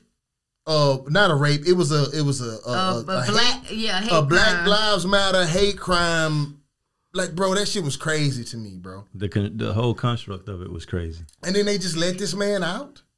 No, that nigga should have did his whole fucking 5 months, bro, and gin pop at that. That nigga should have had to join the Crips. He should have got out. Yes, he should have got out and been like a rolling 60 because there ain't no way in the fuck, bro. That's the wildest shit ever. And I'm just like, how did they let this man out of prison? And he just went. But that goes back to what we talked about earlier, bro. This is why I'm somebody that don't jump on shit like that right away. Like when it happened and the whole country was irate and going crazy about this shit, and we were like, bro, like we acted way too fast. And it's just like, that's why when accusations happen, it's almost like let shit play out sometimes before you jump on shit. Niggas knew this nigga was lying though.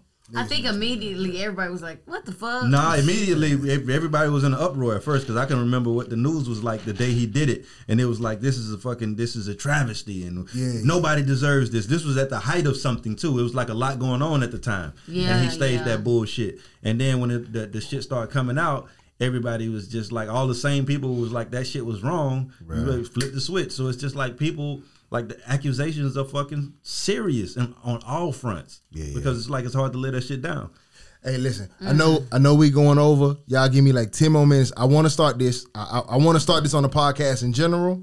Okay, I want to start anonymous anxiety. Okay, people submit in their problems, relationships, issues, friendships, whatever, and we discuss them. Right. Only reason I bring this up because I've had 2 people bump into me and be like, "Please talk about whatever their issues are," right? So I'm just going to do the short one first because I don't have time to do the long relationship one first, right? So a young lady bumped into me today, actually, and she says, "Hey, have you guys ever discussed oral?" I'm like, yeah, I'm pretty sure we have at some point. We talk about sex all the time on this show. But I'm like, what about oral? Do you want to talk about, right? I even invited her on the show. She said, I want to talk about how niggas are so terrible at it. I'm like, well, is this a thing going on? Like, she was just like, yeah, the guy I'm with, he's so terrible at oral. I said, well, is it unbearable? She said, no, it's not unbearable. Her joke was, she said she was joking, but she said, I just want him to get better so I can stop cheating. That was I was like, and she was like, I'm joking. At least she's striving to stop cheating. Yeah, at least that though. So I just want to ask y'all, do you feel like that men are terrible at this act? Are we lackluster as a whole, not as a whole? So because it's very hit or miss. I'm probably sure it's the same for y'all. Is pothead more rare than not? Is what he's asking in the sense. It's rare. Yeah. I feel like you gotta teach. You You mainly have to teach them what to do. Everyone is different. I feel like when niggas there's niggas who like to do it and they don't want nothing back, and then there's niggas who don't. So then it's terrible because they're thinking about it. Everyone is different, so they might be trying to do something that work with somebody else that don't work with the next one. And I've been lucky. So I think there's an issue with men in general. Women, men develop routines. Yeah. Men develop routines and they try those routines on everybody, and they don't work the same like that. It's like they don't. You gotta learn my tongue. But I want to stick. Go ahead. I want to stick to oral, okay? Because this is the question this young lady had, so we got to work this out. My question is, okay, so if you meet, I'll make it. Let's say you meet 6 men. I imagine the numbers are over 6. Only 2 of them gonna be fire. That's my point. So if you meet 6 men, yeah, you think 2 fire out of 6? Yeah. That's rare. Because most of them are too hard. So what's wrong? That's what I'm getting at. What's wrong? Too much pressure. They think that this only focused on the clit. Like, you should be kissing my vagina. It's different for everybody. Okay, so what's yours? Too soft. No, wait a minute. No, how you can't answer for her clit? Because she said no. Tania be answering. Tania answering her pussy. It's different for everybody. Meaning she's probably the opposite of me. So just to speak in general, like some women get off from penetration, some women don't. Right. But he's saying just oral. Miss A-List, I'm asking you what just specifically is your get up? Because you said niggas are predominantly terrible. So what's terrible? What has been terrible for you? I'm just a clit person. Okay. That's it. See, y'all made fun of me when I said you got to stay here and do the thing like this. That's what I said. You want a hard tongue like on your clit, or you want a sensual? She want the thing like this. No, I don't want the kissing, the sucking. What are you? Thank you. But do you want hard? Like, there's a difference between a hard ass tongue and someone who knows how to. I didn't say my tongue was gonna be hard, but I said that bitch was gonna be in position doing this, and that's what them women want. Stay here. Right, some dudes are hard. Like those roses, those bitches are like lawnmowers. Right. Them motherfuckers are like screwed. But listen. But there are some women that are obsessed with that rose because all vaginas are different. That's why I say men can't have a routine. Men have to. Type of sex toys for so long. Your vagina starts to become desensitized, right? And that's why I feel like I don't like that hard ass shit. No, but the thing about it though is that the point of this whole conversation is that what it is that everybody is different, and my advice to men, I'm not a woman, but my advice to men is that learn each individual woman. If you got 5, they're all gonna be different. You can't go in and do something that you're doing. That's what I mean by a nigga who know how to eat pussy, meaning any pussy he can learn to eat. And a nigga who don't, he gonna do the same motion. If you care about your partner, you're gonna watch their pay face attention and see to how they're feeling. Right. Just like if you're giving a dude something and he's sitting there like, then you know that shit don't feel. You gotta good. pay attention to your partner. Just like anything. So do you think it's a nigga with like a unanimous head, like he can eat any pussy, like all around he's a good at pussy. He eat anybody's. He's pretty good. Like the way he does it works for everybody. His one way works for everybody. No, not one way. I think that he is into eating pussy, so he figures out which way works for everybody. Right, a dude who knows that is reading the woman. He's trying everything and then doing what he's asking is there a universal way to do it right to where it's like this one way works on everybody. No. So that's the but point I'm trying to make. Try everything maybe for like 5 seconds per thing. See how she reacts. So what I don't want you to do is because what you're doing, what you did was explain how you want your pussy ate. And I don't want people to think that's the way to do it.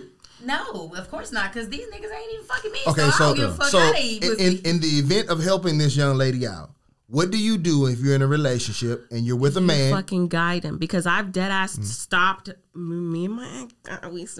Maybe that's why we broke up. Okay, but I had to stop him a few times because I was like, you're just not doing it right. He was biting the bottom. Nah, it's just like if you're not doing it right, be vocal. Because why are you sitting there faking it?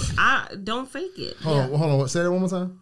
Don't fake it. Why are you sitting there pretending like you like it? You're sitting there because the same reason you said earlier in those conversations why you said you were vocal, but a lot of women are like Tania, to where it's just like, damn, it's easier not to hurt this motherfucker's ego. No, if I'm getting you off, I'm getting the fuck off. No, with fucking, I don't hurt an ego, but I'm gonna say this don't feel good or this feels good. Like one of the other. But when he was going down, did you correct him? Did you fix him? Did he get right? Did he get in where he needed to be? But after you gotta do so much correcting, just come on. They just don't get no better. Over time, did he get better? Did the corrections? Listen, some people just ain't basketball players. You can't make them good. good. Yeah, I understand. Yeah, That's what I'm You saying. just can't play, bro. That's what I'm saying. You just ain't built for this. So y'all advice to this poor woman is he just is what he is. Yeah. No, so- but Try did to she guide tell him. him? Because she Yeah. said, I wish he'd get better so I could stop cheating. So I feel like she don't tell him. She said she was joking in that aspect. That was just a funny response. So I don't think she's actually cheating. But she was just saying like that's how bad it is. Like, bro, I want somebody else. And I think for a woman that would walk up to a complete stranger and say that her partner's head is terrible. Well, she's a fan of the show. I understand that, but for her to openly discuss that with you and she doesn't know you, I'm sure at some point she's tried to correct him and it's just not good. But you don't know that. You can't, because a I'm not lot saying. of people are very passive. I'm assuming because if I go tell.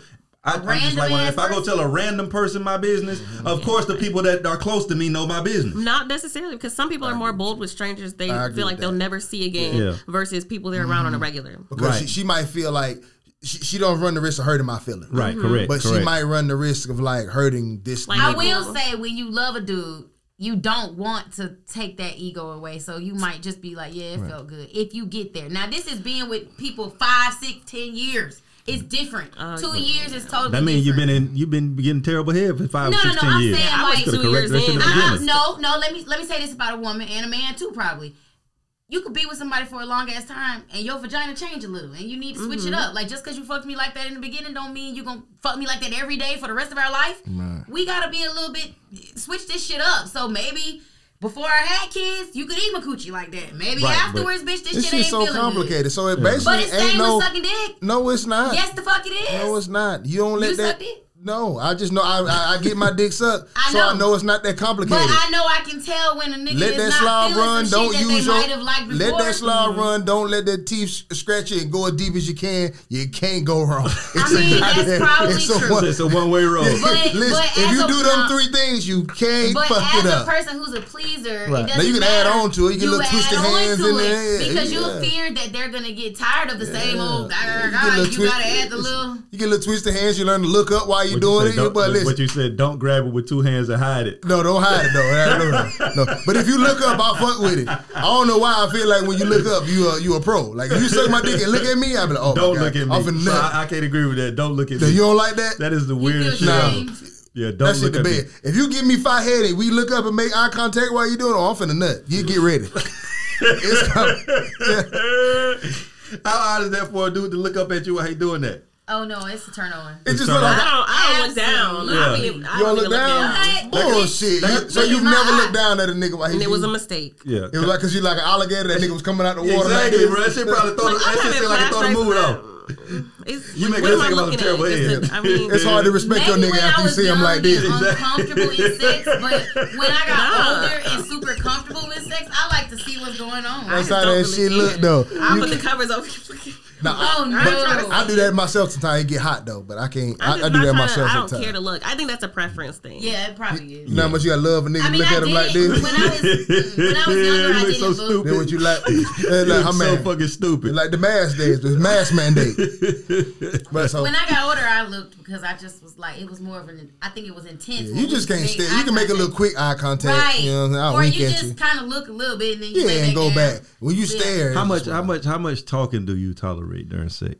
It depends on how good of a talker you are. If you saying some dumb shit, man, I've had a motherfucker having general conversation, and I'm just like, bro, like, and my thing is, I feel like this though. I feel like if you can talk, you ain't got enough pressure. I need to put some more pressure. Like should be if you can talk, we got a problem. Nah, that's fun right. though. Yeah, if you can talk, we got a problem. So if you trying to talk, I want to make it to where you can't talk. Sometimes if it ain't even what it's doing, I'm gonna start a conversation. Oh my God. I'll be like, so I just if she can talk, listen, if she can talk during, you ain't did shit, and if she can walk after, you ain't did shit. To just roll if over you can talk and walk, and you ain't doing your thing, bro. Girls can walk now. Let's not. No, but it is a weakness. It's a weakness. No, bro, it's the equivalent of getting off the squat machine and you got the noodle legs. Listen, you bro, can walk, but you don't want to walk. If you cook a motherfucker right, bro, they ain't getting up with them legs right away. As a hellacious dick thrower. Them legs be like this. As a hellacious dick thrower. At my age, they can walk. They can't walk right away. I'm not. Yes, I ain't getting up, and I'm a person that's like I gotta pee immediately after. But if a motherfucker have my legs like noodles, if a motherfucker get up and do that light jog to the bathroom, you ain't do shit. If they get a brisk jog to the bathroom to clean up, you ain't do a goddamn thing. Nah. I don't know about jogging, but that light brisk. But let's stop acting like they are paralyzed. It's not paralyzation. If you fucking a girl, the same way as if you're fucking a girl to death and that baby crying in the other room, she gonna get the fuck up and go get that little nigga. I said after. I didn't say during. That's what I'm saying. No, I'm if you fucking after. the shit out of her and you laying there, I don't care what orgasm she had, when little man crying in the other room, I'm gonna go check. It ain't gonna be quick. It ain't gonna be getting up quick. You gonna take your goddamn time. It is gonna take a little minute, and you know they are. You got 2 women right here, bro. You ain't hear no thump on the floor. Just niggas be. No, it does feel like you got yes, doing like squats. You gotta get your equilibrium back, right? I'm sure. It's a noodle leg shit. Like you be like that little. But you're not gonna stand up and fucking hit the ground. Like, it's not, that's my only saying point. that. That's my only I'm not saying that. What I'm saying is this, bro. After you clean a motherfucker up good, bro, they need a few seconds. They need some time. They not getting right up. Just like after you get cleaned up real good, you ain't hopping right up. That's true, but if it's a fire, I'm gonna get out of there. Yeah, but that's, you are, but that's That's my only point. Yeah, They ain't gonna burn up in the fire. What happened to him? She just sucked his dick and he couldn't make it. No, bro, no. I ain't saying I Way over the top. No, that's all I'm saying though. Like, I don't mean to that extreme, bro. I just mean like shit. We ain't got, bro. I feel if I ain't gotta disrespected. get up, I ain't getting up. My point exactly. If I ain't got to, if it's not a fire, my point exactly. You ain't getting up and taking no fucking quick rock. You ain't getting up right away. Let me see that real quick. I'm just gonna lay your girl get up to do some irrelevant shit. Yeah, no, I got let me get the remote. That's awkward. I forgot I need to write a check for that. Okay, last question though. When you finish though, do you wipe her or do you let her wipe herself? Do you hand her the rag and let her wipe, or do you wipe? No, what happened? Nah, it's like it's universal in my world. Yeah. Okay, you got to go get the rag. Go heat that bitch up. Bring it. You feel me? She got to go get the rag. Yeah, the rag. You got to go get the rag. I thought she couldn't walk. No, she actually. We gonna lay there for a minute. Yeah, we gonna lay there for a minute. You go pee because first you should be going. Y'all to pee laying there first. sticky. Man, you got to wipe me down, Just bro. a little bit. I earned that. First of all, That man, so he got to be wiped down. You got to that wipe me down, bed gonna have Boosie, to baby. be changed any motherfucking ways. I don't know what. Wipe me down like Boosie, baby. Sorry. So she go get the rag, come back, and wipe you down first, and then she stand up and wipe her. No, she already take a shower did. down Yeah. there. Yeah, after that we go get in the shower. Well. Yeah, we shower. She should already have wiped when she went to get the rag because she peed. She wiped a little bit, so she aight. Right. Then you come wipe Then you bring him the same rag you wipe with? No, I clean it or get another one or something. Or it sounds like you bring the same rag. You just fold that bitch. Look, you get in that bitch like this, and then you fold that motherfucker like that. That's how she do that. No, we just on each other anyway. So I'm gonna have wipes. Nah, it do make a difference. Don't wipe it. I got wipes. Don't wipe that cootie on you. Oh, you wipe? No, hell no. That's done cootie. I don't even use toilet paper. I use wet wipes. Nah, I'm always clean. Put them huggies on me. Not huggies. Go First get me of a all, towel. we use water wipes. It is 99% water only. Nah, we need hot rag. So is it awkward when is it awkward when he wipe you? No, I like that shit. You like to be wiped? Yeah, I do. Nigga being wiped all wrong and hard. Right. Yeah, I be like that. I don't even trust you to just wipe said them. the word. Is it down? Do you wipe down or up? Down. Up. You wipe down? Laying there, you go. You want the urethra downwards. You don't So want nothing from the back. Because why would you wipe her asshole to her coochie? Yeah, Maybe you wipe that, to the back. maybe that's why I skied it first. But listen, that where that load go first. I ain't gonna lie. When you be wiped down by somebody, I don't give a fuck how you wipe me. It's the act I ain't that gonna fuck. I'm so scared though. If I go get the rag, bro, I ain't even wipe it. I mean, bring it back hot, and I'ma just lay it on there and pat and let you do your own motion from there. You just sit it on there. Sit it on there, and exactly. And you do your own thing with it. From there. I'm scared. It's like I'm gonna wipe too hard. I'm gonna wipe too hard. Hey, I ain't gonna lie. That's one of the sexiest sights ever though. When you get in there and you wipe, because your woman is like that's the most like this. I love that because I feel baby. But I feel like, oh, I feel like this is who you really are. I be look at this slut. Look at you, bitch. This is who you really are, bitch. All this shit you be doing during the daytime. Look at you, bitch. If your mama and them can see you now, all that shit you put me through. See, I'm petty. People can't talk to me like that because I be like, no, I don't say that. I don't say that out loud, but just in my mind. Like that. I be like, look at this sticky pussy swole. Look at you. I talk like that. Look at you, this motherfucker puffy. I say all kinds of shit. She can walk. Yeah, it's a fire. But I love what I do. Like when a person be like, oh no, you talking too much, and they try to shut you up. It's like a challenge. Yeah, you can't be having a full conversation with me. I feel disrespected. Like shut the fuck up, bro. It's disrespectful. Yeah, it is, bro. Be quiet. You shouldn't be able to talk. No, but you say little shit. You don't talk. Oh no, you just say shit. If you gonna say shit, it better be what's your brief. go-to then? Don't care. What's your go-to in bed? Me? If somebody really fucking me, like fucking shit out of me, what's your go-to? I like. What you say? No, I like a plethora of different things. Well, everybody got a go-to. Whether it's white girls, oh yeah, what's their go-to? What's your I like go-to? telling somebody to fuck me, like. You be like, fuck, what that was? Hey, Liz, what's your go-to? You don't have none? She said, I do that. That's your, you don't You like to be choked from the side. Can you see that? Am I right? She like a side fucker, but she wants you to reach around and grab a little throat. She said this is where she check out at. We might know. And I like asking people if they like it. Do you like getting choked? Like you like? Do I like getting choked? When you get fucked from the side? Nah, if you on top of me and you riding a dick, girl, you can choke me. You gotta have big hand in my throat. I got big, thick neck. You gotta get in there. But anyway, so to the young lady, I guess I don't know if we helped you, but I guess try to coach him, try to work through it with him. I don't know, but we're gonna start some shit. I don't know. But we're gonna start that from now on. Anonymous anxiety. So I'll make a clip for. I put this out on Instagram. I want people to start submitting just their issues, whether it's a friend's issues, and we'll keep it all anonymous. We won't say anything. But thank you for coming back, A-List. We got you in here pretty late. I appreciate you coming back. Thank you for having me. You're so welcome. Much more open this time. Much more willing to engage in conversation, and I like that. That was dope. Y'all gotta listen to her song, Miss Me. And y'all wondering why the lights are on. This is her fault. Wow, you feel me? That's crazy. Y'all can see all my hyperpigmentation. I'm in here cooking. I need a shower. I'm musty thanks to A-List. You got me sweating over here. No, I wasn't against sweating. it. I wasn't against it. I got a haircut today, so I felt like I was slightly cool. I was cool with it. I ain't got I nothing ain't care going about on, nobody man. else. I have realized that I feel it. like y'all think that I am a guy. You know, I don't be getting heads up on. No, you glowing today. Somebody eating you from the back. You can't fool me. Yeah, that's how y'all keep that celibacy. You get the ass ate, and you be like, "Oh, I ain't doing nothing." When I'm getting that, I'm gonna tell the whole world on podcast. All right, bet. I'm gonna hold you to that. Guess the fuck what? That nigga gonna be so mad when you get home. I did that in secrecy. No, I'm just saying, like when that happens, everybody just for know. your sake, dog. I hope you don't run into no trash after all this time you wasted. It's gonna be good love, baby. Next nigga sliding that thing, it's gonna be raw. First of all, raw. Definitely raw. That's why I fuck with you. That's what I'm talking about. Yeah, let them know. Don't be acting like, you too old for condoms. I know. Fuck them condoms. Yeah. No, I'm just gonna make. Listen. If you get HIV by the time it's age, now you dead anyway. It's fine. We're gonna have a tested date. It's fine. That man said by the time you get HIV, you dead. It don't matter. It's full blown at 70. I don't nobody give a fuck.